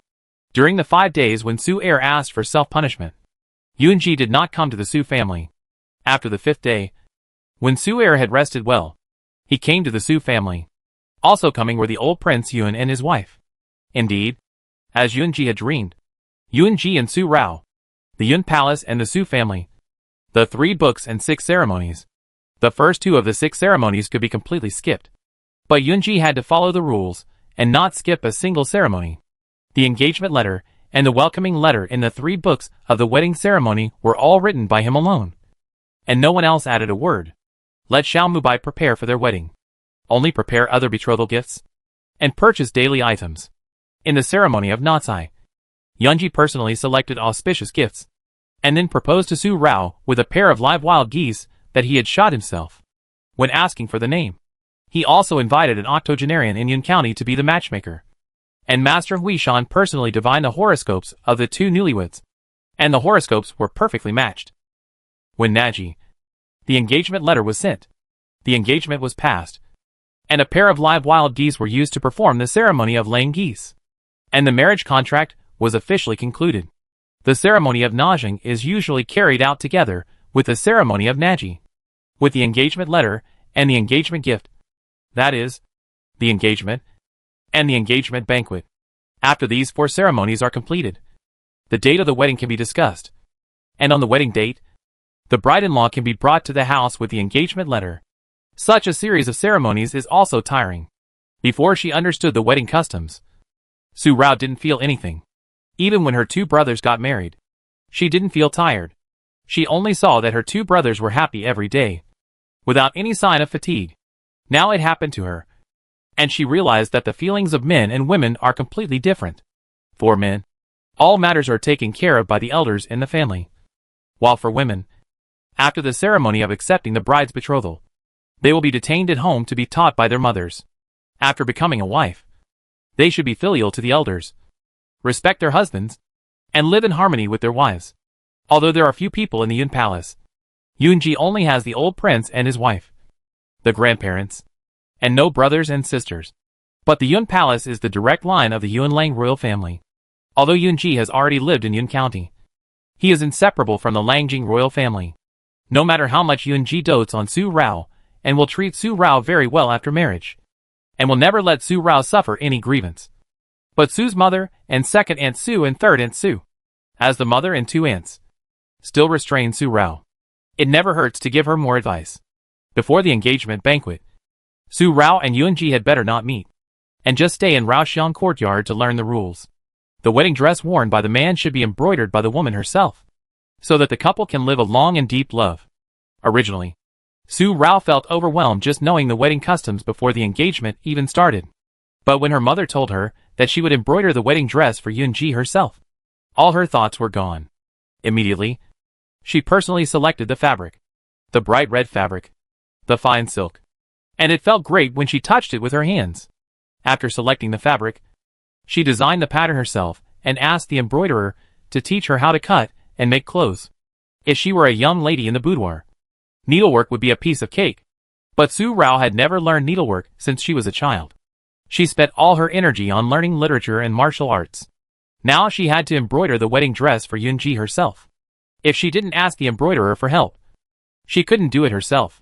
Su Rao's intelligence is not only reflected in her intelligence and intelligence in other aspects, but she learned needlework in just a few days. Threading the needle, sewing and embroidery were a bit clumsy at the beginning, but after practicing on other fabrics many times, she became proficient and handy. After learning needlework, Su Rao was ready to start embroidering the wedding dress. But in the evening, Yunji, who couldn't meet each other, jumped in from outside Raoxianjuan, stepping into Raoxiang Pavilion. Under the candlelight, the cloth spread out on the table. Its bright red color was much redder than human blood. The woman took a pair of scissors to cut the cloth, and when she saw such a bright red color, she no longer felt disgusted, but only a deep joy that lingered in her heart. Just because it was their wedding, she could wear red again, the color she hated the most. He took 2 steps, and took the scissors from Su Rao's hand before Su Rao even noticed him coming. He also took the red cloth, and threw it on the ground. Su Rao was furious at his action. Who dared to throw away the cloth she carefully selected for Yunji to embroider wedding clothes? When she looked up, she saw Yunji's figure. For a moment, Su Rao's anger disappeared. Yunji's action made Su Rao understand that he came here tonight because he must have heard that she wanted to make wedding clothes for him. So he sneaked in without regard for etiquette. Yunji, what are you doing? If we don't wear red or wedding clothes for our wedding, what should we wear? Without picking up the cloth on the ground, Su Rao took Yunji's hand and held it. She knew that he loved her, but she no longer hated red. Rao, I just don't want you to feel wronged. Why do you have to wear red for a wedding? I don't like it. Not at all. He took Su Rao into his arms and touched her cheek. He didn't want her to wear red anymore, even for their wedding. I've already asked Mu Bai to prepare our wedding dresses. After saying this in Su Rao's ear, Yunji took Su Rao away from Raoxianjuan. They would leave at night, and come back in the morning before Su's mother and the others found out. When Yunji mentioned that he had prepared the wedding dress, the color that Su Rao thought of was also the color she saw. The color of the moon. The color of the moon is white to the naked eye. A clear white. So the moon dress that Yunji wears every day is actually white. It is not a monotonous white, but embroidered with exquisite patterns, adding precious gold and silver colors to the white, or adding elegant emerald green, or outlining elegant ink and color. It never feels monotonous when worn on the body, but rather a gorgeous crown and beautiful clothes. But in fact, the real color of the moon is not only bright white, but also gray, bright blue, bright green, and even orange-red. At certain times, it can also be purple inside and red outside, or blue-green inside and red-brown outside. This time, the wedding dress that Yunji prepared for them is mainly green, a vibrant green, with orange-red instead of bright red on the outside, all of which are warm tones. Compared with the monotonous red wedding dress embroidered with gold and silver embroidery threads, this combination of colors is more eye-catching, and the exquisite textures embroidered on it are elegant and luxurious, especially at this moment, under the reflection of the candlelight. The shimmering colors are beautiful. Just one look at it, Su Rao suddenly felt her heart swelling. Swelling? Not uncomfortable, but extremely happy. Rao Rao is happy. Such beautiful colors are all the colors of the moon at different times. When I saw Ah Chow always liked to stare at the moon in a daze when I was a child. Shin Rao told him about the colors of the moon. The ever-changing colors. There are also various stories about the moon. Now, Yunji has made such a unique wedding dress for them, with multiple moonlight colors. How can Su Rao not be happy? She was so happy that she cried tears, lingering in her eyes, but never blurred her sight. She turned her head to look at Yunji and nodded heavily. Besides wedding dresses, they also prepared clothes for their engagement banquet. Yunji was so thoughtful that Su Rao didn't have to worry about anything. Happy. Very happy. Her lips curved with a smile on her face, and her eyebrows were naturally red. Su Rao was just happy. But she was melancholy. Yunji had prepared their clothes. So what should she do? She didn't prepare anything. Wasn't it a pity? Before she said this, Yunji took Su Rao to the table and placed a beautiful round fan in a round box. Even though it hadn't been painted. Just looking at the fan bones and the top-grade Nanmu silk cloth used on the fan surface, you can know that the person who made this round fan was attentive. Their wedding didn't need to be embroidered with a red veil, but a fan-rejecting ceremony. The newlyweds took up the pen together and painted the most beautiful scene of each other to show their heart-to-heart. The night sky is full of stars. The full moon is in the sky, and the two little people sitting side by side in the corridor. This is their best time, and also their heart-to-heart time. Taking the round fan as white as jade, holding the soft hand with jade fingers, holding the brush, and sketching a beautiful scene with one stroke, and then picking up the pen beside, 3 soups a day, for people in one house, holding hands until old. This life is enough. Heh! After picking up the pen, Su Rao picked up the round fan and looked carefully at the Ashi painted by Yunji. The moonlight in the night sky is no longer the light in Ashi's heart, but she who is accompanying him. He no longer pays attention to the night sky, but turns his head to stare at her, and his eyes never leave for a moment. Shin Rao, who is on the side, supports her delicate cheeks alone, and also looks at Ashio, who is staring at her beside her. There is helplessness between her eyebrows. Helpless. Isn't this little wolf dog tired? Isn't he sleepy? When the painting was dry, and the sky was already at dawn, Su Rao took the round fan and wanted to embroider the painting directly on it. After all, she had to embroider something for their wedding by herself to make it perfect. The round fan used in the wedding was painted by Su Rao and Yunji in a very delicate way. Even the moonlight cast by the full moon was meticulous. It would take a long time to embroider this round fan without any mistakes. Su Rao stayed in Raoxiang courtyard all day embroidering the round fan. She never saw Yunji again. Even during the Mid-Autumn Festival, she did not go out, and Yunji did not come to find Su Rao. Both of them followed the etiquette. After the Mid-Autumn Festival, the date of the engagement banquet was negotiated, and Yunji went to Su's house to perform the ceremony of offering geese. Just like in Yunji's dream. After the ceremony of offering the wild geese, Su Rao muttered in his ear that she was really tired. Yunji took Su Rao out of the hall when he found a gap, and the two of them hid together for a while. When the incident they had expected occurred in the front hall, the two of them went back to the front hall. After the ceremony of offering the wild geese, Su Er appeared from behind the screen in the hall. He did not show up before and watched in secret just to avoid disturbing the ceremony of offering the wild geese. But now, he does not need to hide anymore. The first time, the son of the Su family got married and saw the living Jiyu Prince. Jiyu Prince came back to life and shocked many Yunlang ministers. The second time, at the engagement banquet of the daughter of the Su family, the dead second son of the Su family also appeared, and the Su family appeared alive. It happened once, twice, and again, making the visitors' heartbeats accelerate. They felt like they might die suddenly. Everyone in the Su mansion rubbed their eyes for fear of seeing it wrong. After several glances, they found that they had not seen wrong. This made it difficult for them to calm down. However, just as the visitors were all worried, could it be that the second son of the Su family had also come back from the dead like the Prince Jiyue? Then their new emperor would still be known. The second son of the Su family, who had come back from the dead, said first. He is not the second son of the Su family. Su Yuma. He is the new emperor of Danyang, the second son of Yun Princess of Yun Wangfu, Rong Xiao. This time he came to Yun County. One is for his cousin's wedding. The other is to show filial piety to the old Prince Yun and his wife, the grandfather and grandmother, on behalf of his mother. That's all. In previous years, Rong Feng would also go to Yunlang every year before the festival. And it was no problem for the second son to come now. Even though this time he came as the new emperor of Danyang. The new emperor of Danyang, Rong Xiao, the second prince of the Rong family, who died young, is still alive.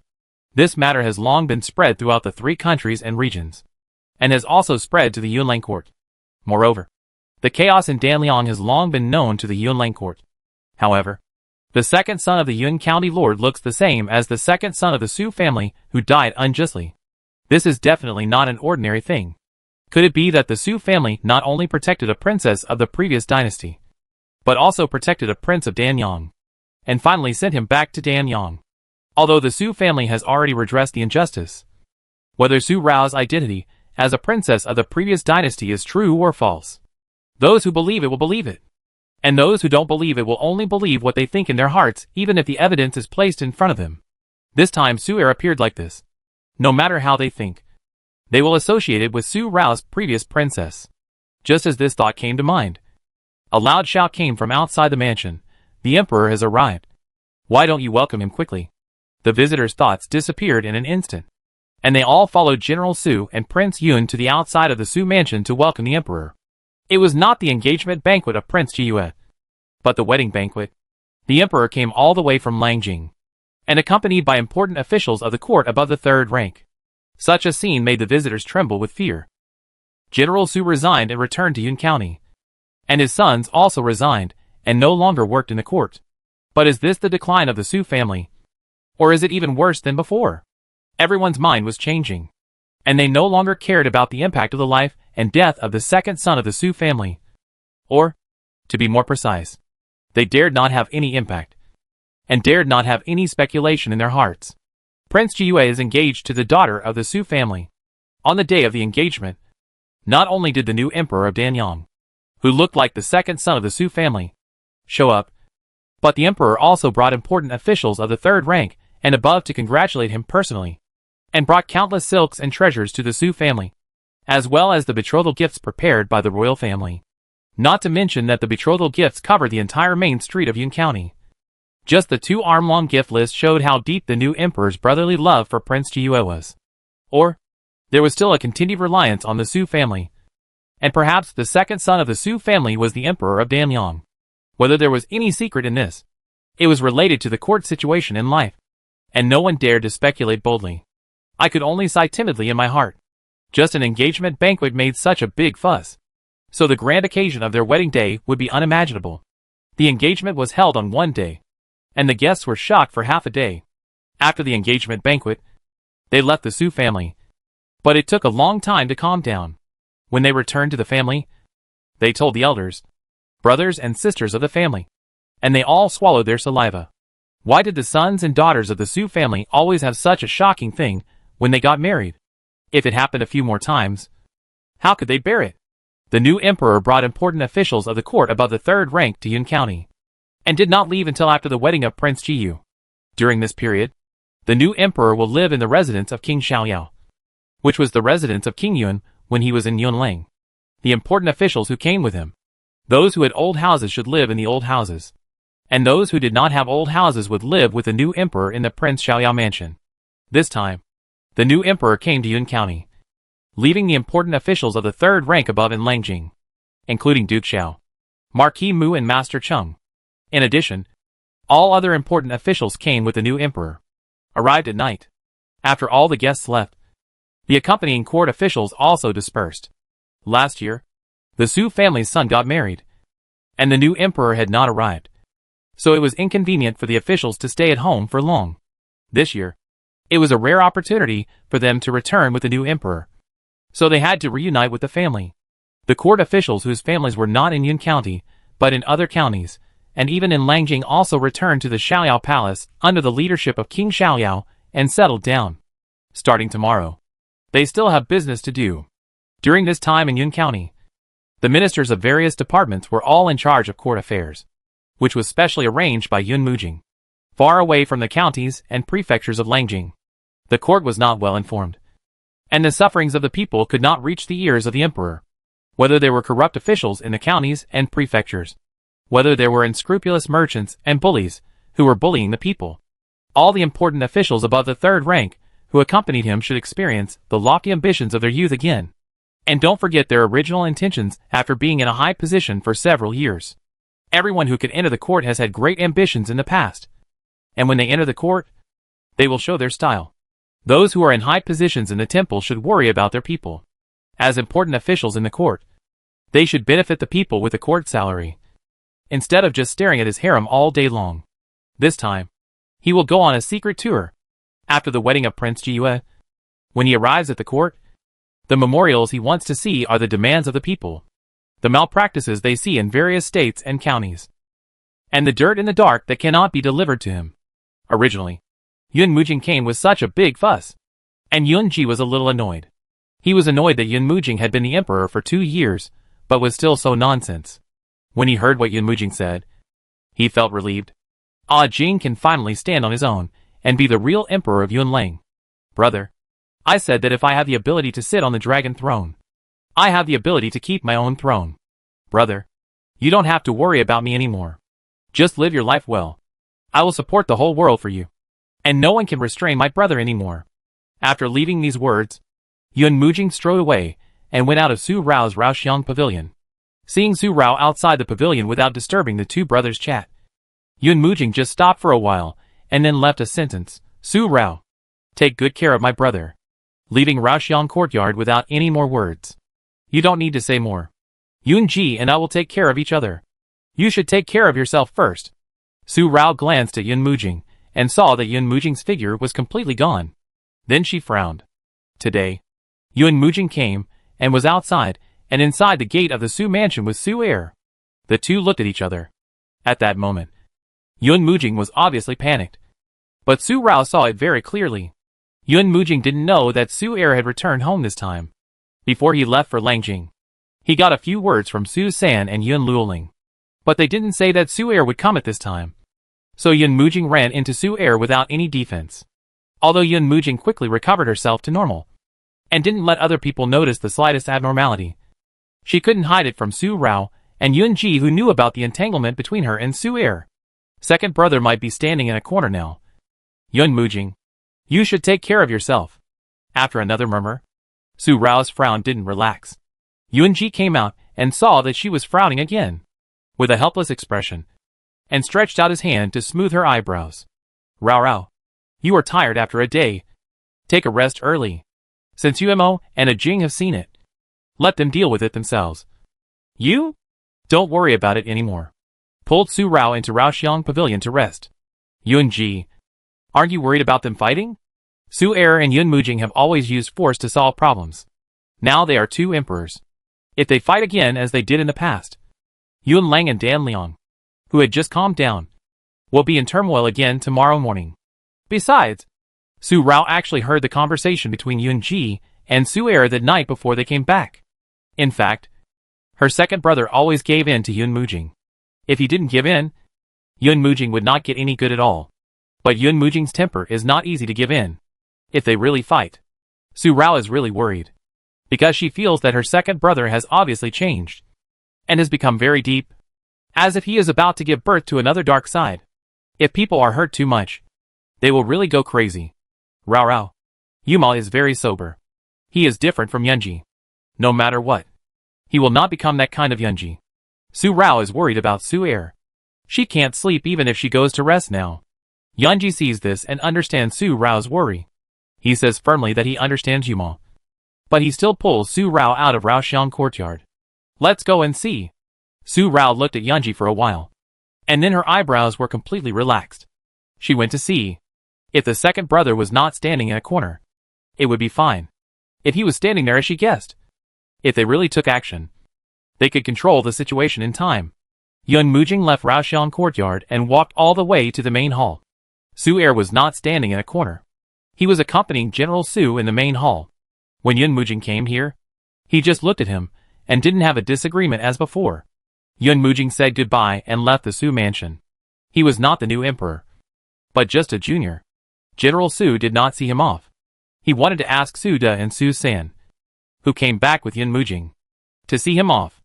Su Er spoke at this moment. He said, Dan Liang and Yun Lang are friendly neighbors. This emperor is visiting Yun Lang for the first time.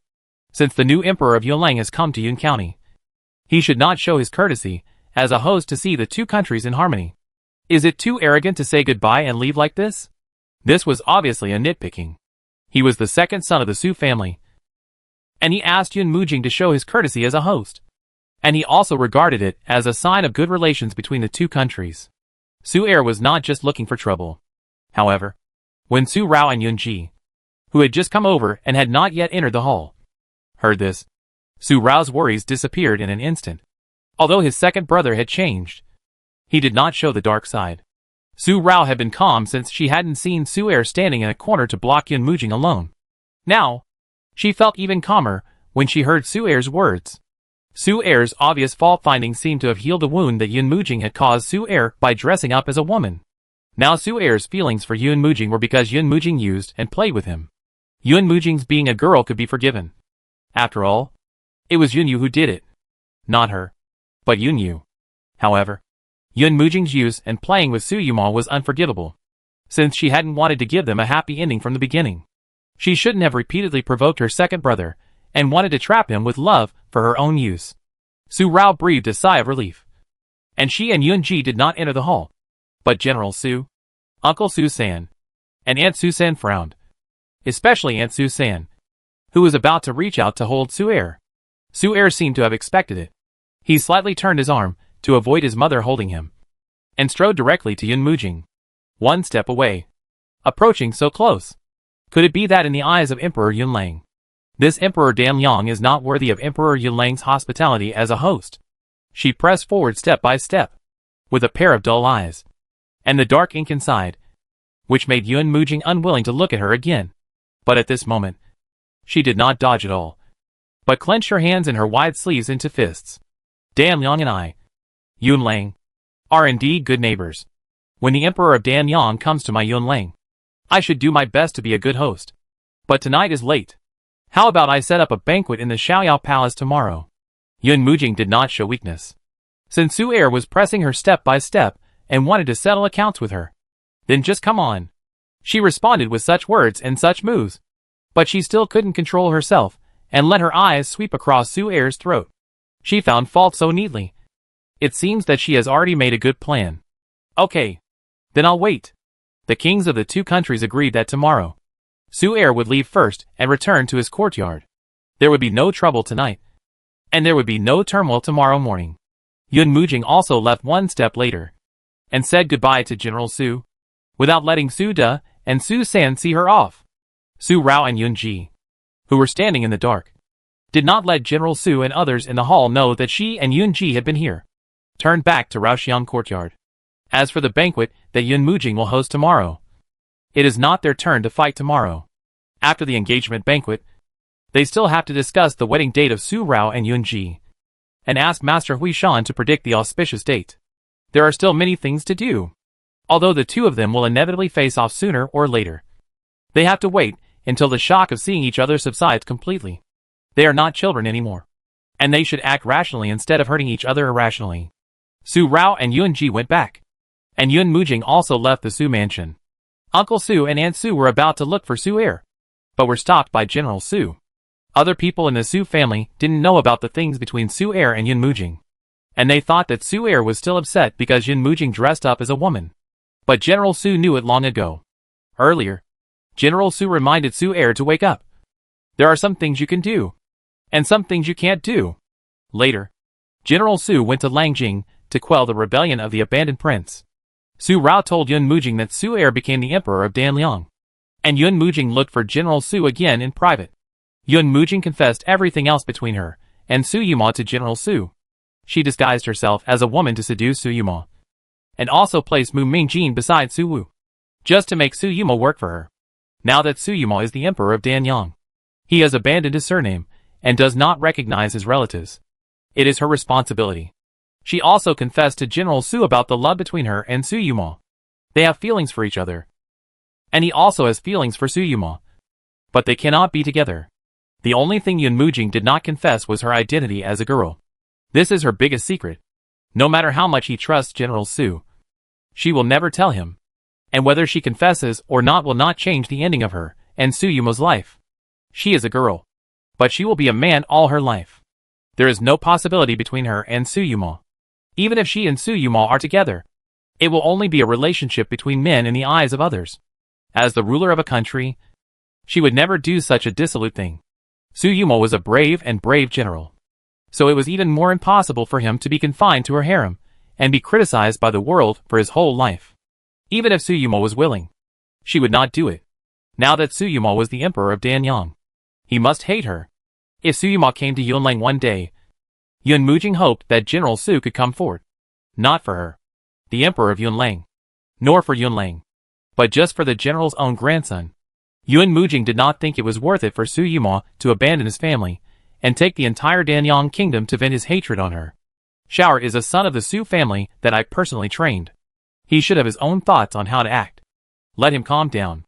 If my son of the Su family can't even get over this little difficulty, he is unworthy of being my grandson and unworthy of my raising him since he was a child. Although he was worried, General Su believed in his grandson. He didn't need his parents to stop him, let alone his parents to comfort him. He could solve it himself. General Su stopped Uncle Su and his wife, and Su Rao went back to rest at ease. After Su Rao fell asleep, Yun Ji didn't stay in Ryuxianjiwen and went back to King Fengju. Although he was engaged, he would follow the premarital customs and not go beyond the rules as long as he didn't get married. It was past midnight, and everyone was sleeping soundly. Suddenly, there was a creaking sound in Su Er's courtyard, and the sound of the door opening. Then, a dark figure jumped out and merged into the night. He left the mansion. When he appeared again, he had arrived at Xiaoyao Palace. The golden guards in the dark had no time to react and fell to the ground. Yun Mujing, who was tossing and turning and unable to sleep, sat up suddenly and was about to get off the bed quickly. The person who came had already restrained her, restraining her whole body and hands, and she could not move at all. The extremely heavy breath rushed to her neck, which made Yun Mujing's face change in an instant, and she looked angry. Su, you, Mo, she shouted in a very low voice, fearing to attract other guards. If they saw her and Su Yumo embracing like this in the middle of the night, the three kingdoms would be shaken tomorrow. Yun Mujing, you and I, in 472 days, 7 hours and 1/4, we'll see each other again. Just one sentence. One sentence. All the anger that Yun Mujing had in his heart was crushed by Su Er. You know, in these 472 days, 7 hours and 1/4, I have been thinking about how we will meet every moment, every point and every update. Now that we have met, from now on, you should return it to me. Pushing Yun Mujing onto the bed, shackled Yun Mujing's hands above his head, and the heavy breath completely enveloped Yun Mujing's whole body, leaving no room for Yun Mujing to escape from Su Er's clamp. Su. You. Mo. What are you doing? The pain on her lips came so suddenly. Su Er was so violent and plundering that Yun Mujing was panicked, especially when Su Er's hand tore open the ties of her robe. Yun Mujing resisted and twisted her hands hard. Even though her wrists were pinched by Su Er and it hurt so much, she didn't stop and tried harder. What was he going to do? Was he really crazy? He couldn't do that. Huh? Hands touched the skin under the rope, and she trembled because of him. She resisted desperately when he was so shackled. She resisted like this. So why did she provoke him? Su Er stopped his plundering. But he didn't let go of Yun Mujing's hands. Even though her wrists were red, he didn't let go. In the dark bedroom, on the dark bed, so close to each other, Su Er saw the panic in Yun Mujing's eyes, and even more so her disbelief in his behavior. Her heart was heavy because of him, and she felt that he had really changed. And she felt crazy. Don't be unbelievable. It was you, Yun Mujing, who changed Su Yumo into this person. You made him crazy. Then he let go of Yun Mujing's hands, stood up, and let go of Yun Mujing. Su Er walked to the table and sat down. He didn't light the candle, and just sat in the dark. Her wrists were loosened, and the suffocation feeling of being shackled on the bed disappeared. But the red marks and pain on her wrists were still clear, and there was a tremor when her waist was touched. Even though Yun Mujing had hurriedly stood up and tied the laces. It was still burning hot, burning her whole body, and she felt like she was about to burn. Soo-yuma, you hate me. But you can't go crazy. You are Soo-yuma. How can you really go crazy? There was no light either. Yun Mujing didn't walk over. And he didn't get angry again. Even though Soo-yuma did such a crazy thing to her. He hated her and wanted to retaliate against her. But it couldn't be this kind of revenge. He couldn't take her body to vent his hatred. Soo-yuma, a son of the Su family. How could he be so depraved and willing to degenerate? Okay. Then give me a son. And you will be your Yilang Emperor. And I will be my Danliang Emperor. And we will never see each other again in this life. Somewhat funny. Su-er turned his head to look at Yun Mujing. It was she who pushed him into the abyss step by step. And now he wants him to climb out by himself. Isn't it ridiculous? Yun Mujing was angry again. And the anger that was difficult to calm down came from the bottom of his heart. He originally wanted to be calm. But now, he couldn't bear it. He strode over and grabbed Su-er's collar, squeezing it tightly. And his fingertips turned white. Is there nothing else in his mind except the love between men and women? He is a man. And he will be a man all his life. Su-er was forced to look up and looked at Yun Mujing. Her waist-length black hair was scattered behind her. Because of her action, 2 strands of hair fell in front of her. With such scattered black hair, the charming face that had enchanted his mind looked even more tempting at this moment. A girl. With such a charming woman. Why didn't the world have any doubts? Even if there was a little doubt in his heart, he would let her be a girl again. No matter how scheming she was. No matter how she took advantage of him. She would never be able to get away unscathed if she provoked him. Why? You thought about it so quickly. Throwing yourself into his arms. Soo-yuma, you must do this. You must go against me and be my enemy. Well, then come on. Yun Mujing directly tore open his robe. And his flat upper body was reflected in Su-er's eyes. Even when she was sleeping. She was still a man. You want a son? Dream on. Even if you stay, I won't give him any time to be born. Cough. Su-er coughed up blood. And blood flowed from the corner of his mouth without any warning. Yun Mujing frowned fiercely. And the girl's charm appeared again in his eyes. Not even a moment to be born. Muttering Yun Mujing's words, Su-er wiped the blood from the corner of his mouth and stood up. Looking down at him.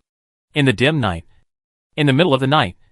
Only when they were so close to each other could they see each other's expressions clearly. The little vitality that Su-er had just had was left with hatred under Yun Mujing's words. Like an ice shard piercing his throat. Which was extremely painful and extremely cold. And it was painful and cold. Making him hoarse. Very good. Yun Mujing. You are really very good. Just wait. One day. Even if I have to take it by force. I will let you have my Soo-yuma bloodline. I will personally guard it until the moment he is born. This is what you owe me. Su-er left. And his fists that had been tightly clenched and blew loosened. And there was no longer any extreme pain. The pain was too severe. But it was just another spit of blood and another injury to the throat. Compared with the pain in the heart. What was the pain in the body? No matter if it took 5 years, or even 10 years. He would always have a day for her to repay. The door of the palace was open but not closed. The wind at the end of August was already cool. Especially the night wind at midnight. Which was even cooler. At the moment the door was opened. The night wind swept through the palace and penetrated into the inner hall. And Yun Mujing shuddered slightly. He put on his robes again, and went out to the outer hall. Seeing the golden-clad secret guards lying unconscious on the ground. He hugged his arms. The night wind tonight was so cool that it could penetrate into the skin and give me goosebumps. After Su-er left Xiaoyao Palace, he leaned against the wall outside the backyard of Xiaoyao Palace. There were tears in the corners of his eyes. But they did not fall down. He left when it was almost dawn. He did not return to the palace, but came to Qifeng residence.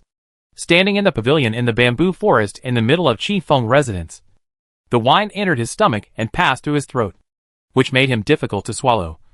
But he still drank the whole pot. I still couldn't help it, and went to find a Jing. Yunji got up from the bed with great certainty. Seeing Su-er in the pavilion, he knew that he had gone. As soon as he came over, his breath was filled with a strong smell of wine, and a slightly light smell of blood. Yun Jifang took another pot of wine that Su-er was about to drink. He stopped him from drinking. Where are you injured? Su-er stopped drinking after the wine was taken away. He walked over to the stone table and sat down, touching his neck with his hand. Yunji understood this action, sighed, and asked Yunfeng to invite Mr. Zhu. Mo, what did you do? What did a Jing do to make you so angry again, and to arouse this old injury? Su Er turned his head away and said nothing. It's not that he couldn't speak again, but that he didn't know how to tell. Mo. Yunji stroked his forehead, and couldn't do anything about Su Mo now. When did he become so stubborn? You really hate aging. What you are doing now is no different from what Yunji did when he pushed Rao to Prince E.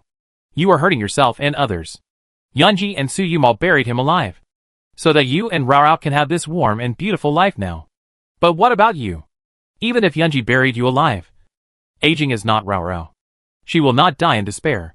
At most, she will stay in the imperial mausoleum. The next day, she will wipe her tears, put away her feelings, and still be Yunlang Emperor Yun Mujing. So what? Su Er exploded and roared. Even so, the roar made his throat hurt again. The tears lingering in his eyes could not stop falling a drop at this time. The tears fell, making his eyes red, and the redness hurt. She wants to be the Emperor of Yunlang. Let her do it. But since she has never thought about giving me, Su Ma, an ending, why did she disguise herself as a man to plot against me? She plotted against me and planted Mu Mingjin next to my brother. Ji, tell me, shouldn't I hate her? Shouldn't I hate her as well? If she were a real man, I wouldn't hate her so much. Men disguised as women, women disguised as men. The love between men really can't have an ending. He can't stand it, and can only stand her plotting against him with love. But she is a girl. She can give him an ending. An ending. But she never thought about it. Since she never thought about it, she shouldn't provoke him, plot against his true heart, and just want him to be a sharp blade in her hand. Even if they have feelings for each other, even if they hurt themselves and others, it doesn't matter. From the beginning to the end, it was Yun Mujing who plotted against Su Yuma. Should he give in, indulge, and let go every time? It's impossible. I told Reora firmly that Yuma would never become that kind of Yunji. I know Yuma, but now it seems that he is a little shameless. Su Er questioned again and again, and Yunji couldn't refute. He really couldn't refute one or two for Yun Mujing, even a word. But he also indulged between them. It was because of his indulgence that they became like this. Su Er covered his face and blocked his eyes. He didn't want to see Yunji's self-blame. What happened between him and Yun Mujing was just their own business, and it had nothing to do with Ji. I'm drunk. Just drunk. Su Yuma won't go crazy. He is Su Yuma, a son of the Su family. He won't go crazy, no matter what. It's just for that one person. That one person. Until the day when she is willing. If he can't wait for that day, then he will let her leave him a bloodline of theirs. And he will let them go. Let Yun Mujing go. Let himself go. The emperors of the two countries did not show up for the banquet as agreed. Emperor Yunlang arrived at Yun County, and got a little excited the next day. He invited Mr. Zhu to diagnose his pulse and prescribe medicine. Emperor Danyang fell drunk in Qifeng residence, and stayed there for a day. When both of them were well, the wedding date of Su Rao and Yun Ji was also set. Master Huishan predicted several days in winter this year. It happened that one of them was a good day. It was the day when Su Rao and Yun Ji saw each other in the bamboo forest behind Wanlu Temple that year.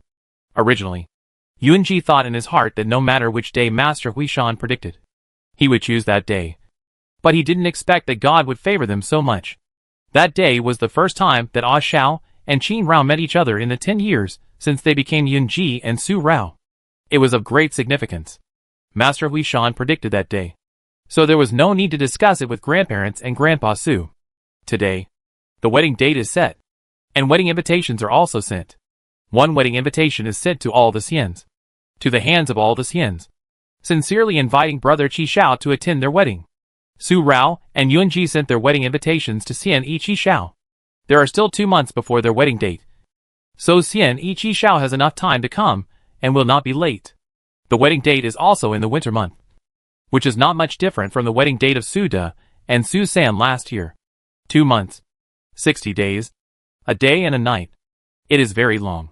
But the sun rises and the moon sets. The wind and snow pass by many times, and it will also pass quickly, and it will feel like a fleeting moment. In these 2 months, Su Er and Yun Mujing have never met each other alone except for the private meeting that night. They sat at the same table only because of the good neighborliness between Yun Lang and Dan Liang. There had never been the situation between Emperor Yun Lang and Emperor Dan Liang that was once rumored in Langjing, that there was discord between the 7th Prince Yun Mujing and the 2nd young master of the Su family because of that past event. In their interactions, every word and every sentence reflected the emperor's thoughts. Their smiles were gentle, but their words were full of sarcasm, which was beyond the reach of ordinary people.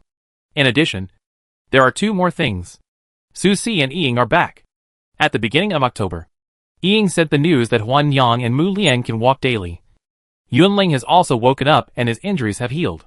Everyone is fine. So the ancestors of the clan urge them to leave as soon as possible. They will arrive in early November. Su Si will also come back. He failed to bring back the 4th sister-in-law who was given to Su Rao.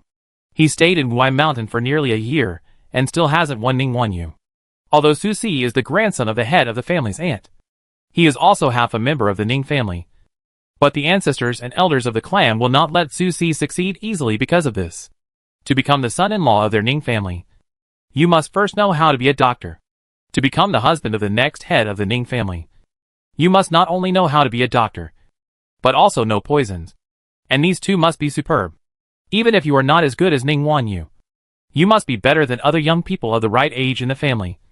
Otherwise, how can he be Wanyu's husband?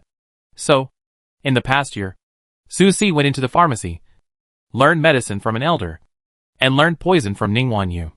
Until now, he has defeated 3,344 people of the same age.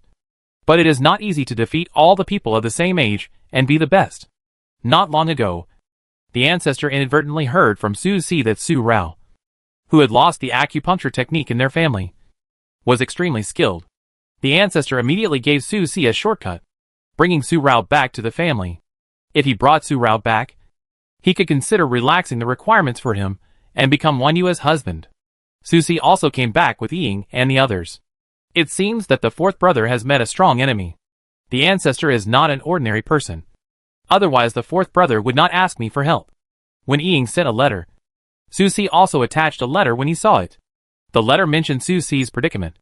When he comes back, you can write down the lost acupuncture method of the Ning family and take it with you when he returns. You don't have to go to Guai Mountain for him. The Ning ancestor asked him to take me to the family. His tone suggests that it is easy to go there, but it will be difficult to leave. Although the Ning family is the family of Qin Rao's grandmother, Su Rao does not plan to go there unless necessary. Now she just wants to live a peaceful life with Yun Ji and does not want to cause any more trouble. So after reading Su Si's letter, Su Rao wrote down the acupuncture method taught to her by her mother in October. Since it is the medical skill of the Ning family, it should be returned to the Ning family and passed on. Su Rao did not specifically tell Mr. Zhu about this matter. The Ning family's ancestor clearly wanted to use Su Si's hand to take back the acupuncture technique that originally belonged to their Ning family from her. This was nothing. The item was returned to the original owner, and the grandmother would be relieved. Compared with Ying and Huan Yang's safe return, these were just trivial matters, and Su Rao did not take them to heart. In the winter month of November, Xian Qishao also came to Yun County. After receiving the wedding invitation sent by Yun Jirong, Xian Qishao arranged the affairs of the court and then set off. This time he went to Yun County. All the Siamese officials knew about it. In fact, after the Siamese officials got the news that Emperor Danyang was in Yun County, not long after, Emperor Yuling also came to Yun County, and the Siamese officials became alert. The 3 kingdoms are in a tripartite situation, but now the emperors of 2 other countries are in the same county. This is definitely not a good thing for their country of Siam. After knowing this news, the court officials of Siam want to report to their emperors of Siam and ask them whether they should be vigilant. The emperors of Danyang and Yuling gathered in Yun County, and there may be an alliance behind them. The wedding invitations of Su Rao and Yun Ji were delivered soon after. Therefore, the Siamese court officials did not report their vigilance to Siam Qishao. Since the new emperors of Yunlang and Danyang came to Yun County for the marriage of Yulang Jiue Prince and Miss Su, the Siamese kings also received the wedding invitation and should go to Yun County to see his friendship with Siam. A great country. Although Siam Qishao, the Siamese king, never needs the court officials to comment on his actions. The court officials only need to do their own duties, be in their positions, and seek their duties. But this time Siam Ichi Shao came to Yun County, and the court officials did not say a word. So the Siamese court could be stable. And no court officials would come to disturb General Yin Lai again. And they could be quieter. After Xian Ichi Shao arrived at Yun County, he was the host of the Siamese emperors and Yunlang emperor. And he hosted a banquet in Xiaoliao Palace. Su Er, the Danyang emperor, was also invited. The new emperors of the three countries gathered here, toasting and exchanging cups. And the three countries were in harmony. Especially the Siamese emperors and Danyang emperor, who were similar people with cold and indifferent temperaments, always had some sympathy for each other. And the exchanges of cups were a little frequent. Yun Mujing was in the main position, and the emperors of the other two countries interacted like this, which made Yun Mujing feel isolated for a moment. They were all emperors, and she had cooperated with Xian Ichi Shao before. Su Er and Xian Ichi Shao had several confrontations in Langjing, which would never make them so familiar with each other. Today, Yunlang, Danyang and Zhuxian are resting after the chaos. At this time, no matter which of the two countries' emperors have close contact, it is not a good thing for the other country, especially Danyang and Zhuxian. The current Danyang is no longer the Danyang country. If Su Er wants to avenge her, he will find Xian Ichi Shao to join forces. For a moment, Yun Mujing looked at Su Er, who was drinking another cup of wine. He and Xian Ichi Shao talked about martial arts. They were both generals. In this aspect, they could have endless topics to talk about.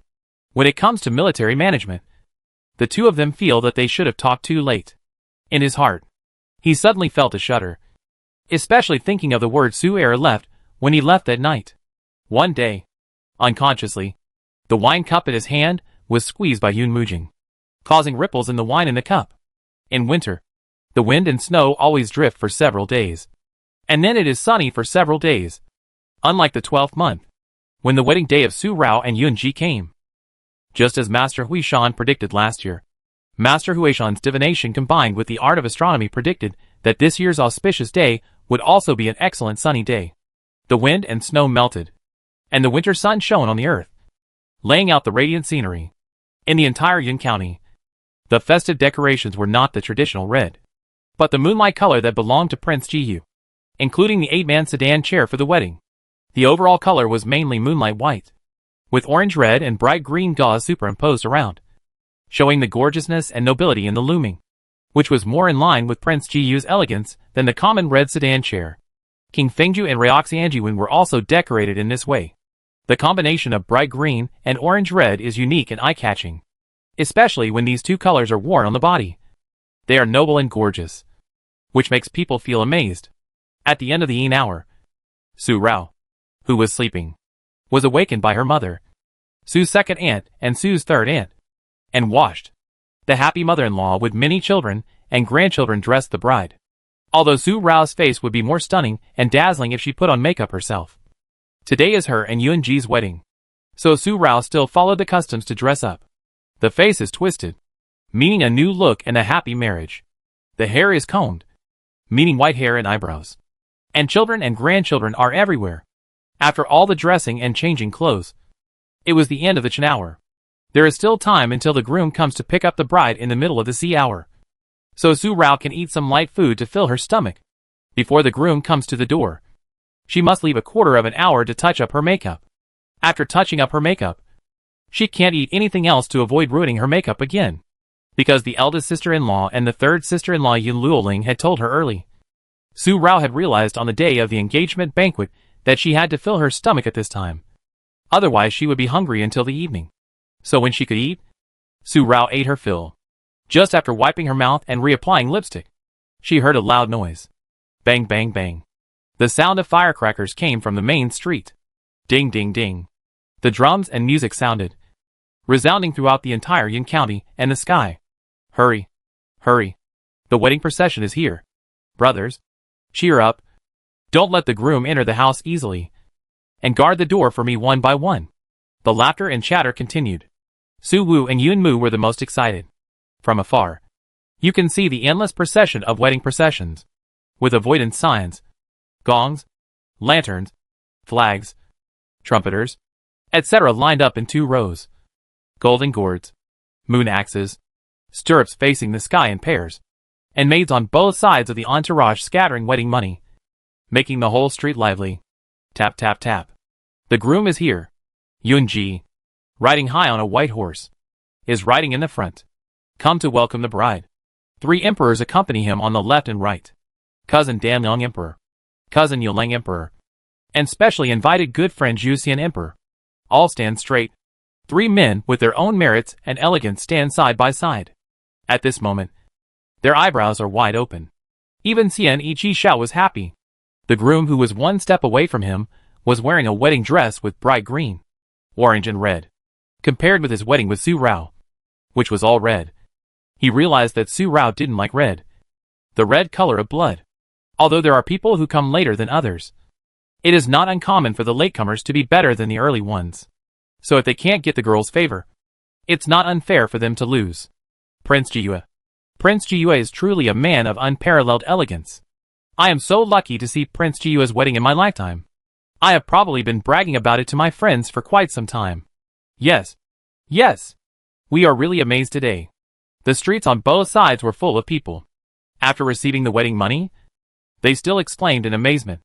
Everyone was smiling and excited, as if today was their big day.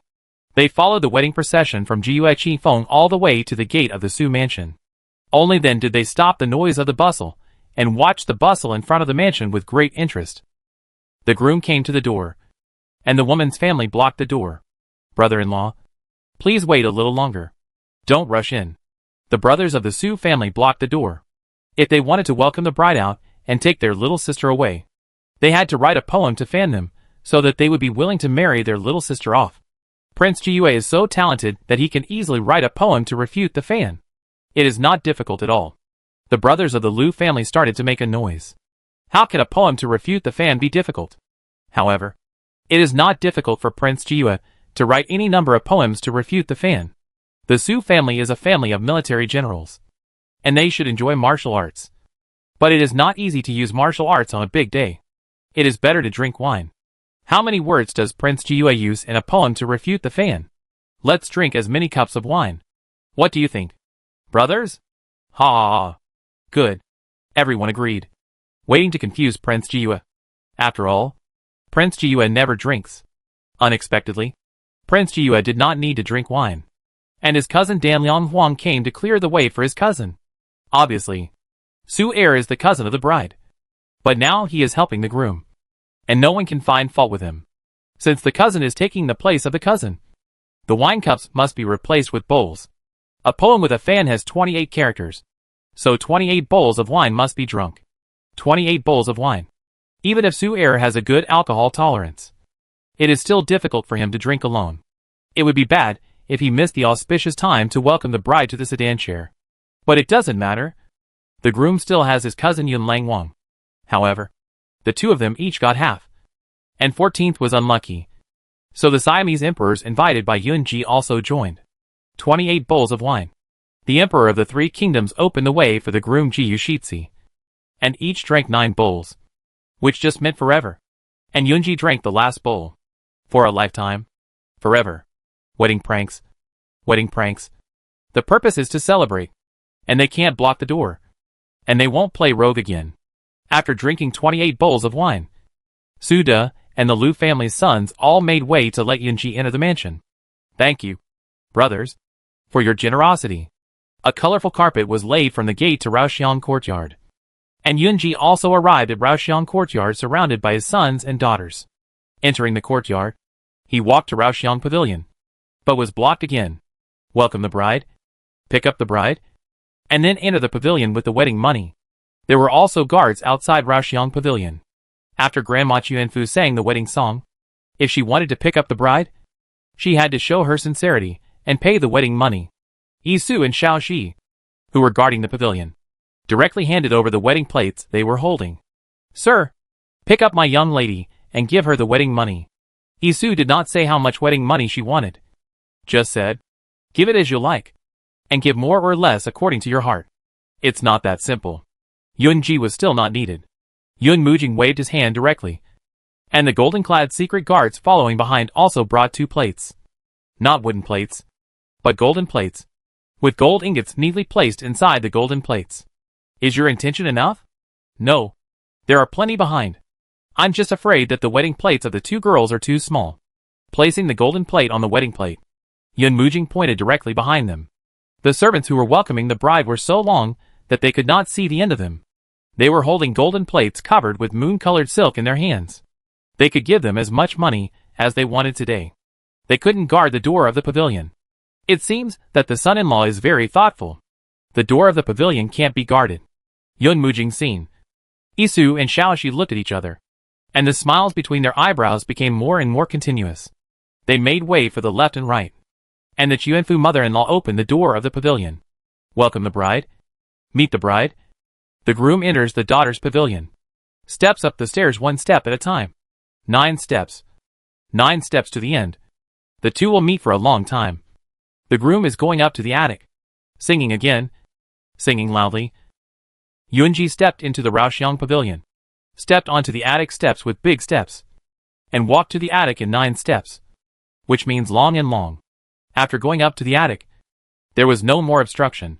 In Su Rao's bedroom, only she, the bride, sat on the couch in a proper manner, waiting for her groom to come and greet her. In the second floor of the moonlit Raoxiang pavilion, in the bedroom, there is a screen with a full moon projected on the lake. Outside the screen is the groom, who is going up to the tower. And inside the screen is the bride who is waiting for the groom as per the rules. After waiting for a long time, the groom's footsteps are not heard, nor the footsteps of Yunji entering the room. Although Su Rao did not see the wedding outside, she was sharp-eyed and could hear clearly, and knew clearly that Yunji had come up to the tower, but was not in a hurry to come in. What happened? Yunji. Rao Rao. The 3 letters and 6 gifts are complete. Yunji is here to marry Rao Rao today in a sedan chair carried by 8 men.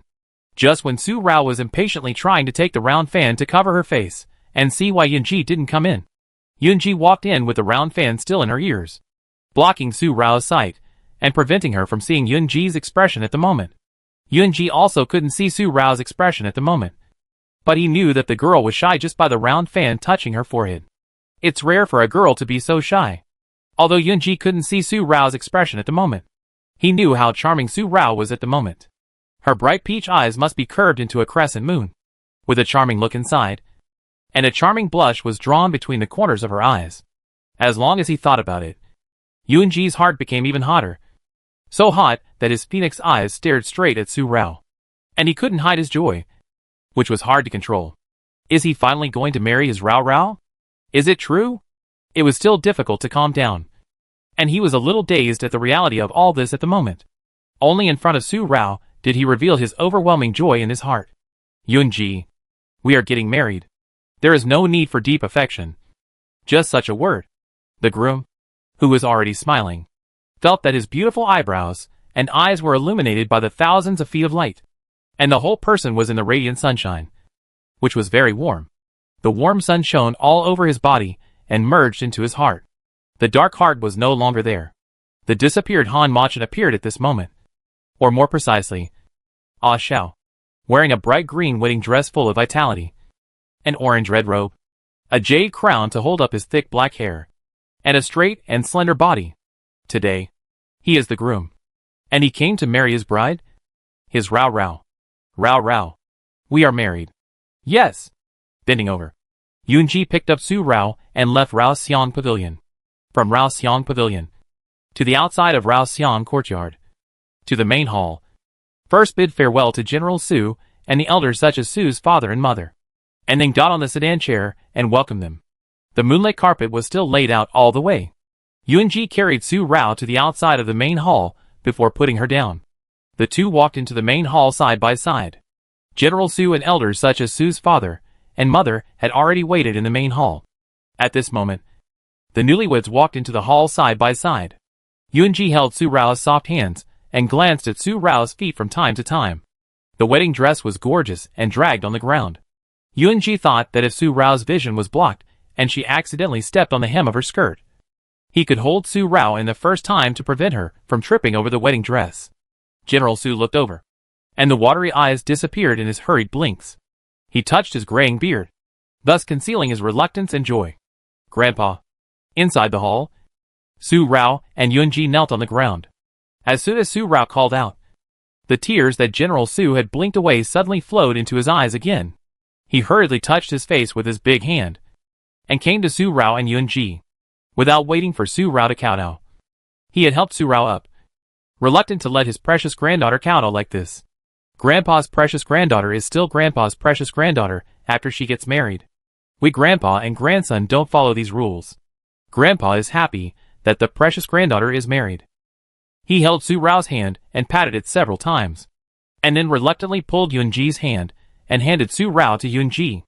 The only precious granddaughter of his old Su family was handed over to Xiao Ji. If his precious granddaughter was not satisfied with the marriage, he would take her back at any time. Grandpa, don't worry. Rao Rao is also Yunji's treasure. There was no need for many promises.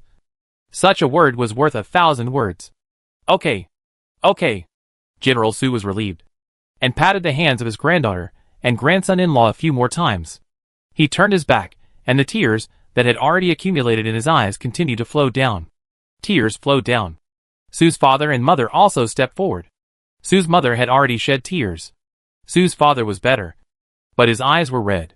After a few sincere exhortations, he took the wedding letter handed by Yun Bo, and the gifts held by the servants behind him, and then a pair of wild geese, and completed the wedding ceremony. The bride was about to leave home. Su's second uncle and his wife, and Su's third uncle and his wife also gave some final instructions. Husband and wife should live in harmony and love each other without doubt. Mr. Zhu, the cousin, also stepped forward on behalf of the Ning family's maternal family. In the future, there will be no disasters or illnesses, and we will walk hand in hand. Rao, thank you father and mother for your kindness in raising me. General Su did not allow her to kowtow, so Su Rao did not kowtow. But she had to kowtow anyway. This kowtow was not for her daughter to marry and become someone else's wife, and to take her husband's surname in this life, but to thank her family for raising her for 10 years and protecting her safe growth. Yunji also knelt down and kowtowed with Su Rao. Grandpa, today is Rao's big day. Rao can't cry and ruin her makeup. I won't say goodbye to you. It's really not customary between us grandpa and grandson.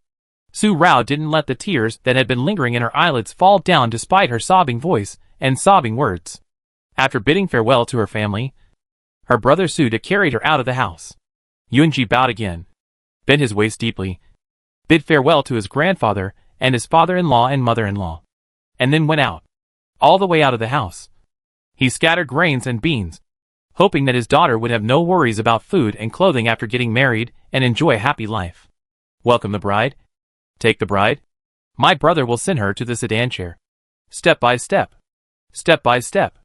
Step over the grains and over the threshold. From now on, she will be named after you, and we will be a happy couple. The bride is leaving the house. Grandma Chuanfu sang again.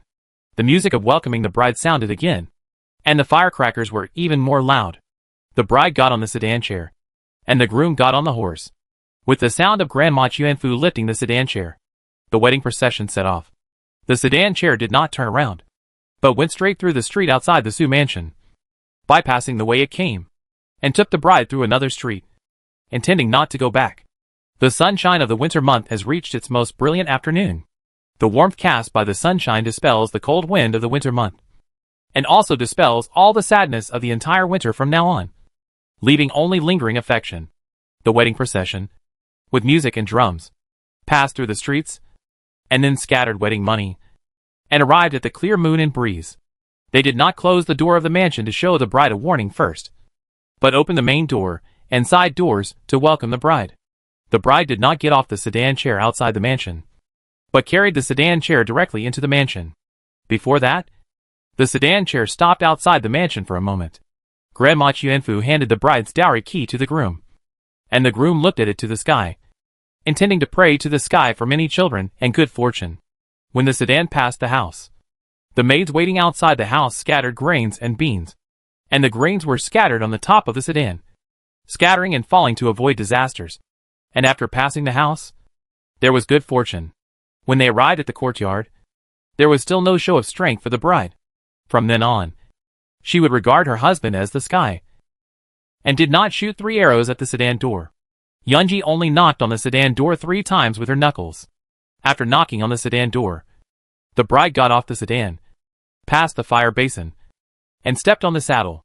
Then all these tedious matters were over, and at the auspicious time of dusk, she entered the main hall to perform the ceremony. Welcome in the morning and walk in the evening. Welcome the bride in the morning and perform the ceremony in the evening. This is the time to welcome the wife. At dusk, when day and night alternate, the ceremony is performed at this time, which is just right to harmonize the yin and yang. With the help of the time and place, the two people will definitely be auspicious in their union. Clang! A gong and drum sounded, pleasant and crisp. At dusk, the newlyweds stepped into the main hall and performed the ceremony of fanning. The first bow is for the harmony of heaven and earth, and the eternal love. The second bow is for the grace of the parents, and the elders give blessings. The third bow is for the harmony of husband and wife, and the love is undoubted. The ceremony is over. After the bride and groom entered the bridal chamber, the full blessing mother-in-law sang again. Left lapel, right lapel. The wife should regard the husband as the highest heaven, and the 3 obediences and 4 virtues must be remembered. The groom presses the lapel and sits in the tent. Sitting in the tent, the groom presses his left lapel on the bride's right lapel, meaning that the husband should suppress his wife, and the husband is the head of the family. Grandma Chuanfu's singing of happiness is a custom and rule of the wedding. The rule cannot be changed. She sings like this, but the lapel is pressed by Su Rao's right lapel on Yunji's left lapel. Yunji puts Su Rao's right lapel on his left lapel. Their family is based on the wife. From today's wedding reception, the groom was reluctant to show the bride the slightest respect. Grandma Chuanfu saw it clearly. Now Yunji sat in the tent like this again. She just said happily that the bride was really lucky, and did not say anything about his tactless words, and continued to sing happiness. Scattering the tent, scattering the fruits of happiness in the wedding tent. Red dates, peanuts, longans, lotus seeds, means giving birth to a son soon.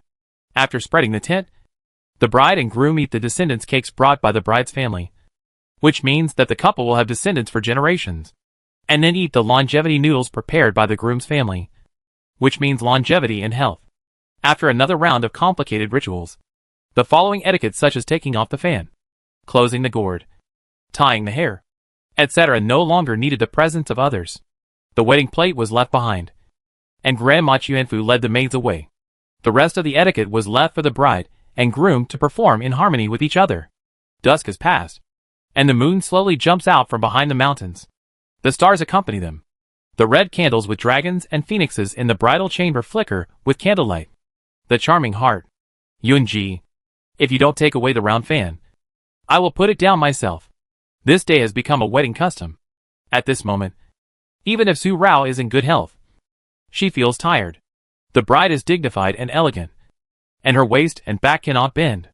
Since she got on the sedan chair, she has been tense, for fear of making mistakes in any link. It was not easy to wait until all the etiquette that could be passed was over without any mistakes. Everyone else retreated, but the person next to her stared at her again, and did not take off the fan, and hurried to finish the remaining etiquette. When did the Prince Yulongjiu, who was in the breeze and bright moon, stay like this? Ha! Yunji raised his hand and took the round fan in Su Rao's hand, which was still dignified and covered her face. The charming girl, with rouge on her face and rosy lips, was completely fair with a hint of red. The ugly sunken scar on her forehead had faded to a level that was almost invisible after continuous application of ointment, and disappeared without a trace after applying makeup. Rao. Yunji is also a human being, not a god. He had been thinking about her and looking forward to her for a long time. Now he finally married Rao. Yunji could not lose his manners in front of outsiders. He could not restrain himself when he was alone with Rao. He was so happy that he could not control himself. After removing the fan, they looked into each other's eyes, with tenderness and affection between their eyebrows that did not need to be concealed at all. Su Rao looked at him. The undisguised joy on Yunji's face was fully revealed in his phoenix eyes. His joy was evident on his face, and the corners of his mouth could not stop rising. There was not a bit of the talkative and cheerful manner of Prince Jiyu. He was completely a Xiao. The dazed Xiao. Idiot. Su Rao was also overjoyed. But seeing Yunji like this, her fatigue was swept away. She held Yunji's face with both hands and left lipstick on his lips. Rosy lips. Sweet taste. We are married. 3 books and 6 ceremonies. 8 sedan chairs. Su Rao married Yunji. Real. The soft and sweet lips. Although just a touch. But as Su Rao said, it was real. They got married. Really married. Rao Rao. We are married. Then she took the gourd on the wedding plate. And the couple drank the wedding wine together. And then cut a strand of black hair and a strand of black hair to make a wedding knot. Tied the knot as husband and wife. And lived together until old age. The wedding banquet has begun. Come and ask for favors. If the groom doesn't open the door, we will break in. The young men who were waiting to make trouble in the bridal chamber outside King Fengja seemed to have planned it well. As soon as the ceremony was completed, they started shouting from outside. And then, there were more shouts. No matter what the newlyweds said tonight, they couldn't avoid it. The prince couldn't drink. And we have heard that the prince's wife could drink. Husband and wife are one. So we don't ask for favors too much. Don't make trouble. Just a dozen or 20 of us. We can go through them one by one. Drinking competition to make trouble. It seems that tonight will be an exception again. Su Rao and Yunji smiled at each other. They didn't think they could avoid making trouble in the bridal chamber on the wedding night. Make trouble. Make trouble. The more trouble, the happier. Most of the men outside who came to make trouble in the bridal chamber were the brothers of the Liu family and their brothers in the military camp. Other young men from aristocratic families followed them. In terms of drinking capacity, only the brothers of the Liu family could catch Su Rao's eye. As for the other young men from aristocratic families, even if there were 100 of them, Su Rao could make them drunk. She got up and changed into a light wedding dress, changing out of the gorgeous wedding dress that dragged on the ground. After changing, she took off the gold and jade hairpins on her head and tied a bun with a simple jade hairpin. Yunji also changed into a light dress. Although he couldn't drink much, he still wanted to participate. After the couple washed up, Yunji went out of the outer room and opened the door. There were many heads, each holding a jar of wine. At a glance, there were no less than 20 jars. Once the door was opened, they all rushed into the wedding room. The elder brothers of the Liu family and the brothers in their camp took out large bowls directly from their arms. Sister Rao, I originally wanted to ask for other interesting things to please you today, but I really have nothing else to win over the prince. So I had to disturb your wedding night with wedding wine. Although we got the news from your brother-in-law that you can drink 1,000 cups without getting drunk, the brothers don't believe it. Although we have heard of Sister Rao's great reputation in Langjing. After knowing Sister Rao, we know that it is just a rumor. We can't believe the words of the brother-in-law. It must be that the brother-in-law deliberately said it to make us timid and let you go easily. The brother-in-law mentioned by the Liu brothers is Su Rao's eldest brother Su De. How much can Su Rao drink? The Liu brothers got Su De drunk early to get interesting things out of him. Originally, they wanted to get some other things to make trouble in the bridal chamber. But after asking around, the only thing they could get out of it was that Su Rao could drink 1,000 cups without getting drunk. As for other fun, it is not appropriate to discuss martial arts during a wedding. And there is no need to even think about deciding the winner by talent. Prince Jiyue alone can completely beat all of them. In terms of brainpower, they definitely cannot outsmart this couple.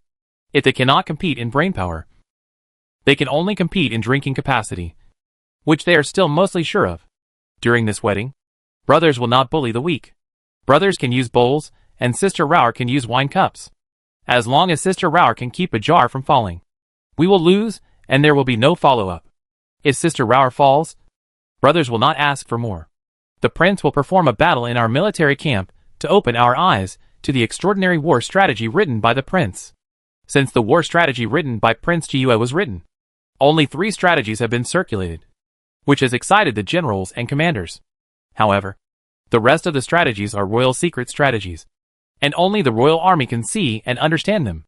This makes the soldiers in other camps scratch their heads. This time they finally have such an opportunity. How can they not seize it, and see it well? The children of other noble families also made a fuss. If they win, they will also listen to Prince Jiyue's debate on Fu. Prince Yulongjiu is very talented, and everyone is thinking about him, and celebrating his wedding night. Listening to your words is better than reading 10 years of books. Outside the wedding room, in the pavilion in the bamboo forest, there were 2 people who stopped the groom from drinking. They sat opposite each other at the stone table covered with mats, looking at the wedding in the wedding room. The night was cold, and the wind was blowing. There was a fire burning in the pavilion. Sitting here drinking, The cold wind did not feel cold. Xian Ichi-Shao drank the wedding wine in the cup, and a pair of cold and auspicious phoenix eyes fell directly on the heroic girl. Among those men, she was heroic. Brothers, no matter whether we win or lose this wedding, my husband and I will find a leisure time to make you satisfied. After saying this, Su Rao did not use the wine cup, but directly took the jar of wine that had been placed on the wedding table. As for tonight, Big Brother Lu, you can't disturb Rao's wedding night. If the bride is drunk, it will indeed disturb the wedding night. But Su Rao, the bride, can't get her drunk unless she wants to be drunk. A jar of wine. The wine goes into the stomach, and it's like drinking water. Seeing the eyes of the brothers of the Lu family and the young men in the army, they are surprised and excited. They don't think that Su Rao's behavior and words that don't pay attention to her identity as a girl will be unbecoming of a girl. How can a woman be so unreputable? First, when Su Rao was in Langjing, her reputation as a playboy and eccentric had already been known to the three kingdoms. Second, the young men in the army are not as pedantic as the young men of the aristocratic families. Such a heroic daughter of the Su family makes them admire her even more. Sister Rao is so heroic. How can we be weak? Everyone put the bowls in their hands on the wedding table and directly put them on the altar. They are men in the army. How can they let the girls look down on them? For a moment, the smell of alcohol filled the entire wedding room. The young men from the noble families behind were all dumbfounded, and the wine cups in their hands fell to the ground with a clang. They all cried out in horror. The Su family is so terrifying. They had originally thought of winning a round of talks from the interesting and pleasant listener, but at this moment, they were all just swallowing their saliva. Obviously, the wedding night of Prince Jiyue and Ms. Su was not something that these young men from the civil officials and noble families could easily mess up. They picked up the wine cups silently, poured a cup of wine each, drank it symbolically, and then put down the wine jar and left directly in defeat. The prince's wife had already made a bold statement, so they had better admit defeat obediently. Otherwise they would be embarrassed when they were really drunk and lose the family's reputation. The sons of the noble families all admitted defeat and left. When they left the bridal chamber, the view blocked by them became wider. The bride in the outer room had already drunk a jar of wine, but she was not drunk at all, even though she was wearing a red dress that was not the dazzling red he saw in the Gobi Guangguan mansion, but the moonlight color that belonged to Prince Jiyue. Her own brilliance would not be obscured. My sister and Jiyue have come to this day. In fact, they let go of the Siamese emperors. I toast to the Siamese emperors. Xiang Ichi-Shao's expression. His cold eyes did not hide his affection. But at this moment, he was more of a blessing. A frank blessing. Raising a glass of wine. Su-Er didn't know whether he was really thanking Xian Ichi-Shao, or whether he was in love but couldn't get it. He felt the same way. He understood Xian Ichi-Shao's mood at the moment. Although he sincerely blessed him, the affection in his heart would always remain in his heart, and no one could replace it. What about Emperor Danyang? I had a conversation with him during the banquet that day. Emperor Danyang and Emperor Yulang should have a close relationship, but I feel distant and like a stranger. This wedding wine is for Emperor Danyang. I don't know what Xian Ichi-Shao's intention is. He said this. In the three kingdoms, no matter which of the three kingdoms has something fishy going on, it is a national affair that the other country must guard against. If you are a person with a shallow mind, Xian Ichi-Shao's words sound like this. But to Su-Er, Xian Ichi-Shao saw through his imaginary thoughts about Yun Mujing. Emperor Danyang, as a man, and a brave man, you can't control your heart, but you know there will be no result. So you should let go of your obsession. Now you are the Emperor of Danyang, and you have the world of Danyang. You should use your ability to leave a name in history, so that it will not be in vain for Prince Jiyue to hand Danyang over to you. Xian Ichi-Shao admires Su-Er. Su-Er is brave, but it is a pity that he is trapped by another man. Ha! Su-Er laughed at himself and drank the wine in the cup in one gulp. The indifferent eyes had a smile in their inner vortex, but it was not the bottom of the heart. Su-Er's mockery was mocking himself, and he also wanted him to let go. He never thought that he would become a stranger to himself now. But he couldn't let go. He couldn't convince himself to let go. After laughing, he stared at Xian Ichi-Shao and murmured, "Leave a name in history." What did the kings of Siam mean when he said this? Now that the three kingdoms have new emperors on the throne, and have a peaceful time to recuperate, none of us kings of the three kingdoms want to unify the world. in our hands. The world will not be in chaos again. We will leave a mark in history. Why do we need to show it deliberately to live up to Ji trust? It seemed that he didn't know what Xian Yiqi was thinking. So Su pretended not to notice what Xian Yiqi was thinking. Emperor Damyang, the second son of the Su family, the grandson personally taught by General Su, is already a general of the Yunlang army at a young age. If the Su family had not experienced that incident, and the second son of the Su family had not died unjustly, in just 10 years, the second son of the Su family would have become the second Yunlang General King, inheriting General Su's legacy. Xian Yiqi also drank the wine in his hand. His praise was not exaggerated. His clear and sharp eyes focused on Su, which made his mind clear. What did he mean? Although he is no longer a general of an army, he can get the country of Damyang. Doesn't Emperor Damyang want to go one step further? No longer the world of the three kingdoms, but the world of one country? This made his thoughts clear. Emperor Damyang. Before I met Rao, I only had my brother and Chengel as my relatives. The throne has always been fought for by my brother. After I met Rao, she became my new friend. Today, my brother has passed away. Chengel is dead. And Rao is married to someone else. I don't know if I will ever be happy with another woman in my life. The lineage of my Juxian royal family may end with Xian Yiqi life, calling himself the king, not the Juxian emperor who has already ascended the throne. What exactly is Xian Yiqi thinking? Su understood it a little, but didn't understand it at the same time. The kingdom of Ju Siam. My brother handed it over to me. I am Prince Yi of the Ju Siam royal family. I must ascend the throne even if I don't want to. And I must take on this responsibility. I am already the emperor. And I have let go of Rao. I should marry a queen and take concubines to pass on the lineage of my Ju Siam royal family. But I can't convince myself to live a muddle-headed life and tie myself up. If my brother knows about it, he will regret putting a country on my shoulders. Taking the wine cup, Xian Yiqi poured another cup of wine to toast Su. Emperor Damyang, you have the integrity and bravery of the Su family. Prince Ji Yu handed over the country of Danyang. And Xian Yiqi also wants to hand over my country of Ju Siam to the second son of the Su family. I wonder if Brother Su will agree. Su Rao and Yun Ji's wedding wine, crystal clear wine, was served in front of the stone table, reflecting the flickering candlelight on the table, swaying with the cold wind. But it did not cloud the expression of Xian Yiqi. He also wanted to entrust the kingdom of Xian to Su. For a moment, Su frowned, and his indifferent expression changed for a moment. What does the king of Xian mean this time? I'm sorry that Su doesn't quite understand. He didn't accept the wine from Xian Yiqi. Xian Yiqi wanted to hand over the kingdom of Xian to him. He knew that his decision would shake the three kingdoms that had just stabilized. Among the three kingdoms, Juxian, Damyang, and Yunlang. Juxian is a kingdom that values the strong, and Damyang is a kingdom that values civil officials. However, since Brother Su ascended the throne, Damyang will surely undergo a dramatic change within 5 years. As for Yunlang, although Yunlang is both civil and military, it is more inclusive than Damyang and Juxian. Yulang's new emperor, Yun Mujing, is also capable, but he is too selfish. I don't think he can unify the world. I think Brother Su is the best. Su did not accept the wine, and Xian Yiqi did not take back the wine he offered. He analyzed the current situation of the three kingdoms and the abilities of the emperors of the three kingdoms. If there is an emperor who can unify the world, it must be Su. Although the three kingdoms are now recuperating, the three kingdoms will not last forever.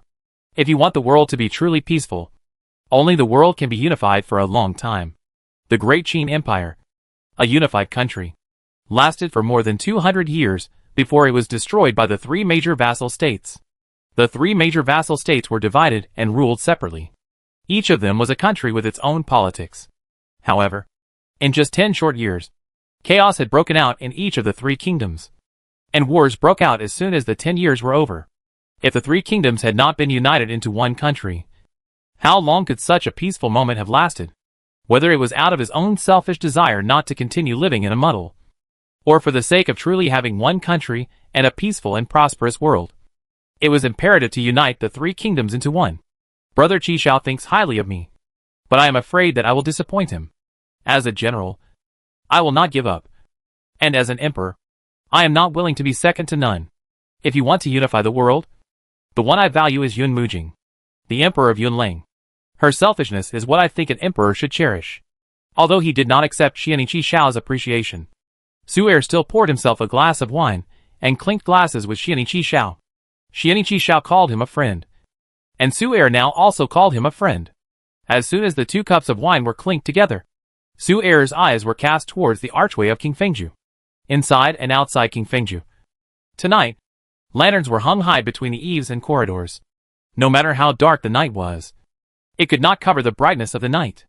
Besides, the night sky tonight was full of moonlight and stars, which did not hinder the sight of the distant place. Yun Langwang, who was attending the banquet in the front yard, came to King Fengju at this time. He saw him and Qianiqi Xiao chatting happily from afar, and obviously paused for a moment. Although it was a moment, Su-er could see it clearly, especially when he and Qianiqi Xiao clinked their wine cups. Su-er knew what she was thinking at that moment. She thought he was really crazy. In order to deal with her and retaliate against her, he wanted to unite the country of Xian. Su-er looked at Yun Mujing without any cover. Qianiqi Xiao noticed that Qianiqi Xiao had his back to the archway of King Fengju, and did not see Yun Mujing coming. At this moment, Su-er looked at him like this. And after this look, Su-er drank the wine in his hand. Qianiqi Xiao turned his head and looked over. Seeing the visitor Yun Mujing, he thought of the banquet that Yun Mujing had held after he arrived in Yun County. And Su-er had a good chat with him. At this moment, he suddenly understood that Su-er was deliberately trying to make Yun Langwang misunderstand. Yun Mujing saw Su-er and Qianiqi Xiao together, and she did not deliberately avoid Su-er, but walked in directly. After entering King Fengju, she did not come to the bamboo forest to disturb him. She just raised her hand to make a gesture of invitation, and then went to the wedding room first. The main venue tonight is Su Rao and Yun Ji. Even though they are the emperors of the 3 kingdoms, they are only guests attending the banquet tonight. And that's all. Yun Mujing went to the wedding room, and Su-er also stood up and asked Qianiqi Xiao to go with him. The Lu family brothers and the brothers in the army passed the wine in Su Rao's hands. After 1 round, they were already staggering. The servants arranged by Yufeng and Xiao Mubai have helped the drunken young men down one after another, without others to make a fuss. It is time for these closest brothers and friends to go on stage to make a fuss. Brother Qi Xiao doesn't know that this time Emperor Yunlang came to Yun County to attend Ji Yu's wedding. He brought all the officials of Yunlang above the 3rd rank to Yun County, not only for the brotherhood of Ji Yu, but also to let the officials, who have been in the court for several years, see the suffering of the people with their own eyes and practice it personally. Before leaving, Su-er spoke again about these words. The practical things that Yun Mujing did after coming to Yun County. Empty talk ruins the country, and hard work makes the country prosperous. Yun Mujing is a qualified king, and he doesn't want to be like her. Not wanting to, but not inferior to her. Qianiqi Xiao understood Su-er's thoughts. Then he was for the Danyang Emperor. Is it just to hand over Danyang to the Yunlang Emperor one day? Just like that. I understand. Nodding, Qianiqi Xiao understood. He stood up and went to Yunji and Su Rao's wedding room with Su-er. When they arrived at the wedding room, he suddenly said, "Empty talk will ruin the country, but hard work will make it prosperous. If that's the case, why don't I lend a helping hand to Brother Su? I value Brother Su's ability, but if you want to hand over Danyang, it will take at least 5 years, and at most more than 10 years. If Danyang and Yunlang are combined, our country of Juxian will be in turmoil. If the emperor treats our country of Juxian well, and has the ability to convince the officials of the court of Juxian, it is not impossible for the world to be unified for the emperor of Yunlang." Walking to the wedding room, he bumped into Yun Mujing, who was walking in the corridor. Qianiqi Xiao had just finished speaking, and only Su-er heard the words. What was Su-er's reaction like? When Yun Ji and Su Rao knew they were coming, they came out of the house together, and Su-er's reaction was no longer revealed. Another wedding? The 3 kingdoms' emperors made a fuss in the bridal chamber. They would not really make a fuss, but sit at the same table with Su Rao and Yun Ji, and have a dinner, wishing Yun Ji and Su Rao to be equal, and live a simple life. During the dinner, Qianiqi Xiao gave Su Rao a gift, a new jade fan. As early as the palace coup in Danyang, Su Rao's jade fan was engulfed by the fire. Qianiqi Xiao now made a new one and gave it to Su Rao as a wedding gift.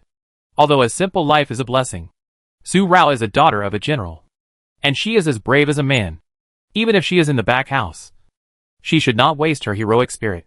The A Rao that he Xian Ichi Xiao knows is proud of the world. The handle of this jade bone fin is made from the ribs of the tiger that Su Rao and Xian Ichi Xiao encountered in the maple forest that year. The handle was carefully polished. The fan cover is also made of tiger skin, which is smooth and white. There is a painting on it, which depicts the scene when Xian Ichi Xiao first met Su Rao in Wanlu Temple that year. Su Rao touched it with her fingertips, and the feel was as good as the jade fan she had used before. She knew that Xian Ichi Xiao had put in a lot of effort and had superb painting skills. The painting of her on the fan was lifelike, like a real person. In the lower left corner of the fan, there was a sentence written, "I wish you well and a lifetime of happiness." Su Rao is very happy with this gift. She accepted it without any hesitation. This was Xian Ichi Xiao's blessing to her, and it was also a farewell to her affection. Xian Ichi Xiao was frank, and Su Rao would not be shy, so she expressed her heart frankly. She did not pull Yunji along, but she toasted Xian Ichi Xiao, a good friend, with a glass of wine. Clang! With a carefree mind, they clinked their glasses and drank it all in one gulp. Yunji, who was standing by, clinked his glasses after Su Rao finished toasting. Su Rao also had another glass of wine. Among the people at their table, even Su Er and Yun Mujing were very friendly and calm at this moment. The wedding of Prince Jiyue and Miss Su, the new emperors of the three kingdoms, gathered in Yun County, Yunlang Kingdom. After the wedding, the new emperors of Yunlang and Zhu Siam returned to the court. The new emperor of Danyang has not left yet.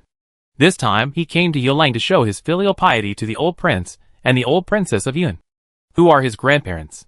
He has ascended the throne as the emperor of Danyang. It is not convenient to come every year in the future, so this year's New Year with his grandparents can also be a full of filial piety in the afterlife of his mother. In the 12th month, when the Danyang emperor continued to stay in Yun County, the reputation of Prince Jiyue became famous among the three kingdoms again. After Prince Jiyue and his princess returned to their parents' home 3 days later, in the 12th month, Prince Jiyue and his cousin Emperor Danyang performed a battle in the Yun County camp.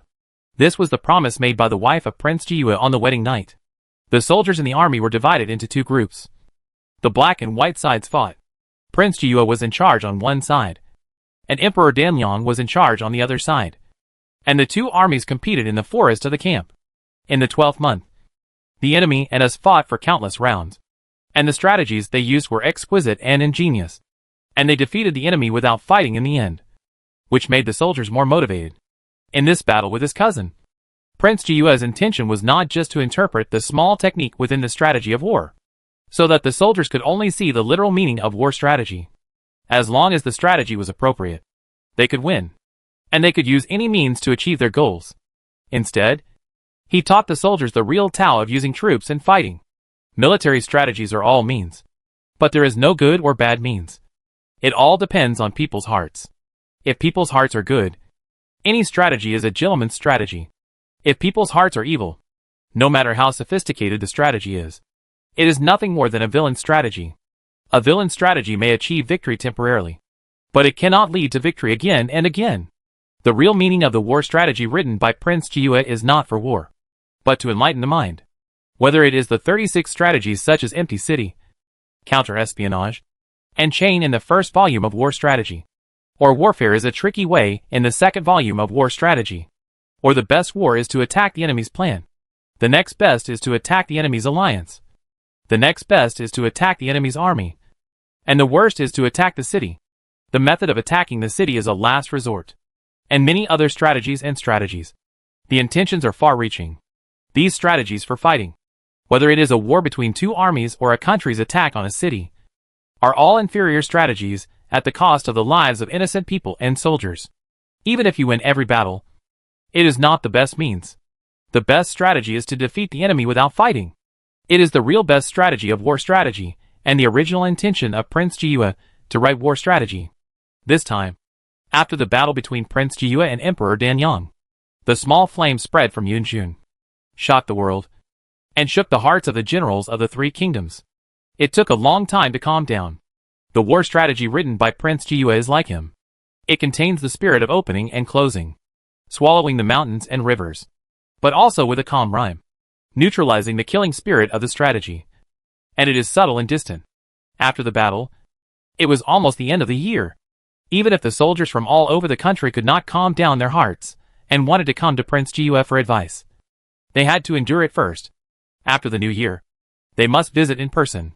This year's new year, the Yunwang mansion and the Su family have already gathered as one family. No one is so tactless as to come and disturb them at this time. Grandpa Su is the eldest in the Su family, so the New Year's Eve dinner was placed in the old house of the Su family. Old Prince Yun and his wife brought Yunju along, and they didn't have to celebrate the festival with just their family at Jiue Qifeng. It would be more lively with more people, and it was also a practice for them.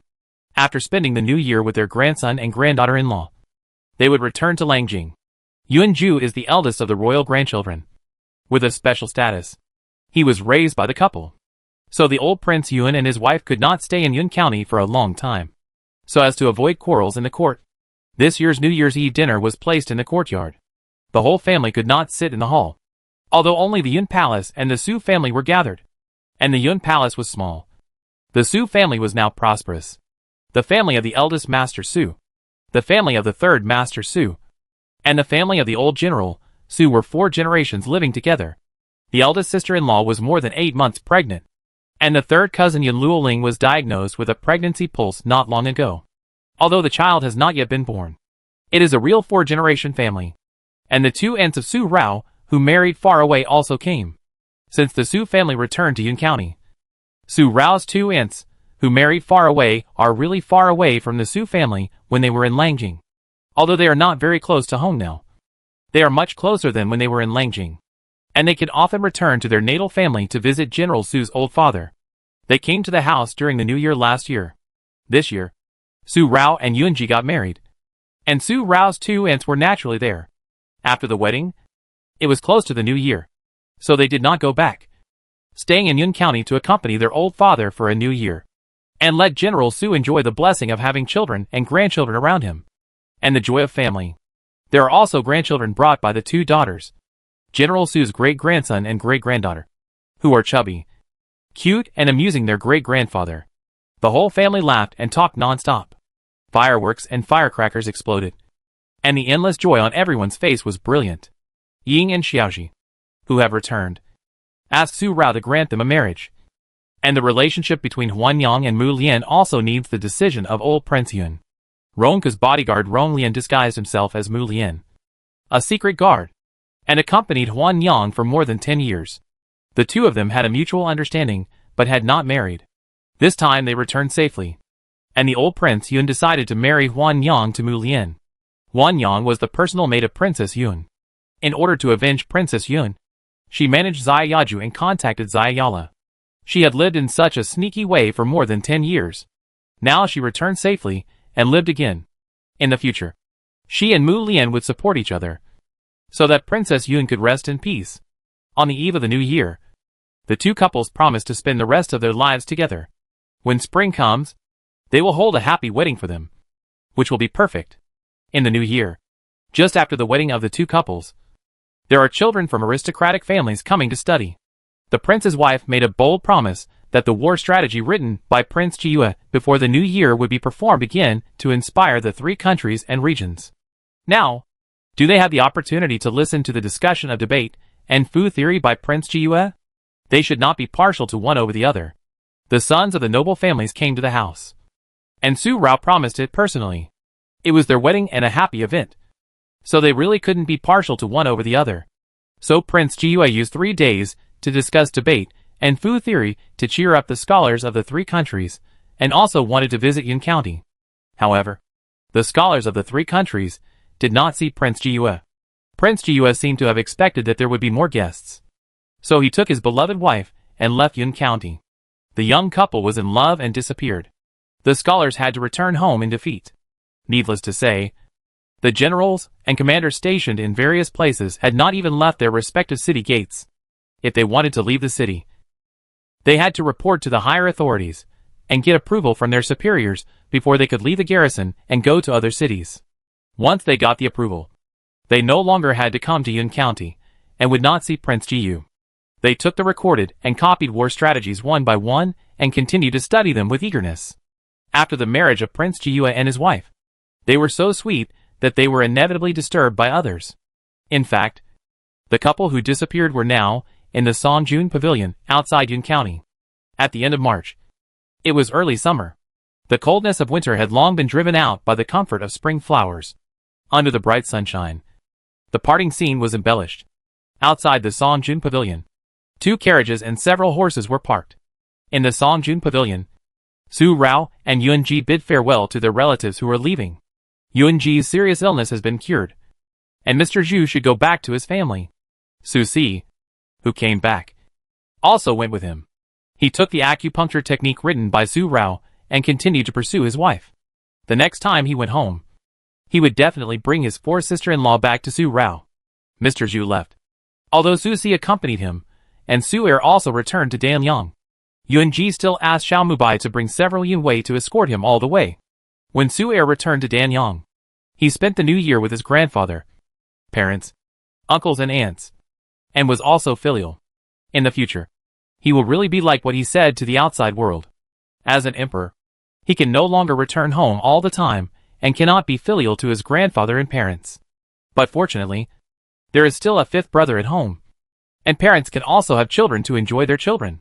After a farewell, you must say goodbye after sending you thousands of miles. Those who get on the carriage get on the carriage, and those who ride the horse ride the horse. Since sending Jun Ting left, they ran in the same direction. This time, I don't know when I can see my 2nd brother come back again. Watching her family leave, Su Rao said this with regret. I know clearly in my heart that the reason 4th brother left was just to chase after his wife. Even if he married into the Ning family, he could always come back at any time. But the 2nd brother is different. He is the emperor of Danyang. If there is no important matter, how can the emperor of another country appear in another country? After this separation, it will be difficult for him to return easily. If they want to see the 2nd brother, they have to go to Danyang. Looking at the galloping horse, its figure disappeared in the sun, leaving only the bright light and hazy sight. Su Rao was reluctant to leave, and turned her head to look at the top of the county city tower. There, Grandpa, Uncle, Aunt, Father, Mother, and 5th brother were there to say goodbye, and they were even more reluctant to leave. The emperor of Danyang, not the 2nd son of the Su family. They could not come to the farewell pavilion to say goodbye to the child in a large group, and could only stand on the tower and watch the child leave. Yuma's own choice. He has his own considerations. This separation may be for a reunion without separation one day in the future. Rara, don't be sad. Yuma can do what he wants. Compared to staying in Yunjun without any hope, he can be on par with aging. It is better than leaving regrets for the rest of his life. Holding Su Rao's soft hand, Yunji wrapped Su Rao in his moonlight cloak. Although it is early summer, the spring breeze will still be cold after blowing for a long time. I know that my 2nd brother is actually competing with me. Yun Mujing wants my 2nd brother to be her great general king. She has calculated 1,000 times just to make my 2nd brother her great general king. If he was a real man, my 2nd brother would not be like this now. He would become Yun Mujing's great general king and protect the country for her. But Yun Mujing is a woman. She is a woman, but she is a man dressed as a woman to plot against my 2nd brother.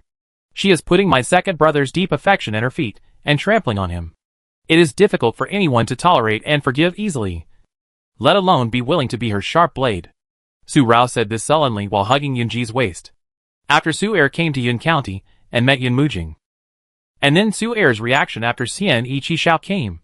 And then thinking about Su Er getting drunk in Yunji's Qifeng residence the day after her and Yunji's engagement party. And Yun Mujing also happened to be sick and bedridden. Su Rao understood that Su Er's heart was in pain, and he must have visited Xiaoyao Palace at night. Compared to one-sided love that cannot be obtained, it is obvious that love is still unrequited. How can you hold it in? Holding it in is just suppressing it in your heart. The longer you suppress it, the deeper your thoughts will be. Rao. Yumo's thoughts are a little deep now. But he is Su Yumo, a son of the Su family. No matter what, he will not change or become a stranger. Not wanting Su Rao to work so hard for Su Er again and again, Yunji raised his hand to smooth Su Rao's frowning eyes. After bidding farewell to them, they also thought about where they were going, whether to go back to Yun County or to go around. After a battle and a discussion, if they did not disappear for a while, they would not be able to have peace around them this year. disturbing their newlywed days. Yun Mujing, you chose the throne and gave up my second brother, and you will suffer the consequences sooner or later. After saying this indignantly, Su Rao calmed down her heart and pulled Yun Ji into the carriage. Since they had already left Yun County, they would just walk around casually, wherever they went. She didn't want her newlywed days to be disturbed. Anyway, when she left, she also informed her grandfather that she and Yun Ji wanted to stay away from the hustle and bustle and live their own leisurely and ordinary lives. After having a child, they chose a place with green mountains and clear waters outside Yun County. A paradise. Go to Zionia from time to time. There is no need to have many children. Just one son and one daughter to make a good child. Su Rao told her plan. The rest of their lives, only to make Juanmei's face bloom like a gorgeous flower. And his doting eyes fell on Su Rao's belly. Thinking of Su Rao's distress for having a child at that time. He was looking forward to it now. Really looking forward to it. Okay, Rao Rao. When we have children, Rao Rao will teach them martial arts. And I will teach them literature. Literature and martial arts. And they will live well in the future. When we are gray-haired and look back on the rest of our lives. For people in one house, 3 soups a day is enough. The wooden white carriage is also the symbol of Yunji. But it is not known to outsiders. Yu Feng drives the car. Isu accompanies him. And the good Yunling also accompanies him. The carriage slowly drives away in the radiant sunshine. Go wherever you go. This time, he really disappeared. The young couple had their own sweet love and didn't care about worldly affairs. However, the shock that Prince Jiyue left to the world was hard to calm down for a long time. And even rose to the hearts of the 3 kings. During another 3 kingdom exchange meeting, the kings of Siam mentioned some stirring words. It caused ups and downs in the court of the 3 kingdoms. The world of the 3 kingdoms is one country. In today's world, the 3 kingdoms are in a tripartite relationship. Although they have coexisted in harmony. The 3 kingdoms are each in their own court, and each has its own politics. It is not really peaceful. Only when the world is unified can the world be bright and clear. The words of one court stirred up thousands of sails and huge waves, making this 3 kingdom exchange meeting held in Danyang Kingdom leave a strong and colorful mark in the history books of later generations. The kings of Siam proposed to unite the 3 kingdoms into one country, which caused ups and downs in the court of the 3 kingdoms for a full 5 years. It was not a war, but a battle between the court. It was because the king of Siam said at the end that he would not fight for the master of the world in one country. Nor did he want to fight. After the world was unified, he would still be Prince Yi, and the throne would be left to the 2 emperors, Emperor Damyang and Emperor Yuling, to weigh the pros and cons. Because of this sentence, Damyang and Yuling were pushed to the forefront. If the emperors of Damyang and Yuling moved to fight for the master of the world, they would be the sinners who started the war again and be cursed as tyrants by the world. They could not move. But they could not say that the 3 kingdoms could be merged into one country like the king of Siam did. Not only did the 2 emperors not give in, but their respective courts also did not allow them to give up their countries like the king of Siam did. For a while, there was a stalemate, and this stalemate lasted for 5 years. As for the next 3-nation exchange meeting, the exchange meeting was originally held in Ju Siam. Due to the words of Ju Siam King 5 years ago, Ju Siam will not hold this 3-nation exchange meeting this time, and let Yulang Kingdom hold it. During this 3-nation exchange meeting, Yulang King accidentally touched the dragon throne he sat on, and found the imperial seal handed down from the Qin Empire under the dragon throne in Luantian Hall, which had disappeared for nearly 20 years since the fall of the Qin Empire. The imperial seal has witnessed the rise and fall of many dynasties. It is the only token that truly symbolizes the unification of the world and the dynasty. Only the true emperor can hold it. Receive the mandate from heaven. Longevity and prosperity. Today, the imperial seal is in the secret compartment under the dragon throne in Luantian Hall. Since Yulang occupied the Qin Palace, it has experienced 2 generations of emperors, King Yun and Emperor Yu. And it appeared like this after the 3rd generation of Emperor Yun Mujing ascended the throne. This is the choice of heaven. Yun Mujing is the master of a country and the world. The will of heaven cannot be violated, and the destiny of heaven cannot be violated or confronted.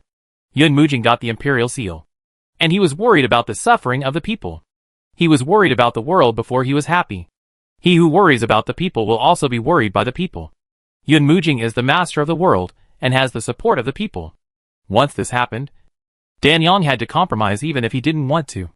If the Danyang emperor wanted to compromise, the Danyang court would also have to compromise. Danyang adhered to the principle of governing the country with benevolence and governing with culture. They believed in and respected the will of heaven. In the end, the three countries sat down to discuss. Although the Danyang emperor compromised, he was the emperor of a country. If he wanted to respect the Yunlang emperor as the master of the world, he would have to be the regent. Regent. Assist the new emperor. The emperor is safe without a regent. When the emperor is healthy and in the prime of his life, how can he be conferred a regent to tie his hands and feet? However, now that the world is unified, Emperor Danyang has already stepped back. If Yunlang Kingdom refuses, it is not that they, Danyang, do not obey the destiny, but Emperor Yunlang is doing the opposite. Since he is the true emperor, he should be tolerant. One country, the world, the master of the world, with the assistance of the regent. How can he be bound by his hands and feet? He should seek benevolence and get benevolence. Therefore, during the fourth exchange meeting of the three countries, only 20 years after the fall of the Qin Empire, the world was unified again, and the country was named Jiyue, meaning that after the unification, the new dynasty Jiyue dynasty would be as bright and clear as these two words. It is also because of Prince Jiyue, who once was the light of Yunlang's sky, and his heart was open and closed, and he should be worshipped by the world. Jiyue dynasty. One emperor and two kings. Prince he disliked the court, so he rode away with a Siamese horse, a guard Moing, and a maid Xiuyu, and traveled the world incognito. Regent Rong Xiao entered the dynasty to assist the new emperor Emperor Jing. Since the cold winter of the first year of Jiyue, the new dynasty has opened a new chapter. End of the main story.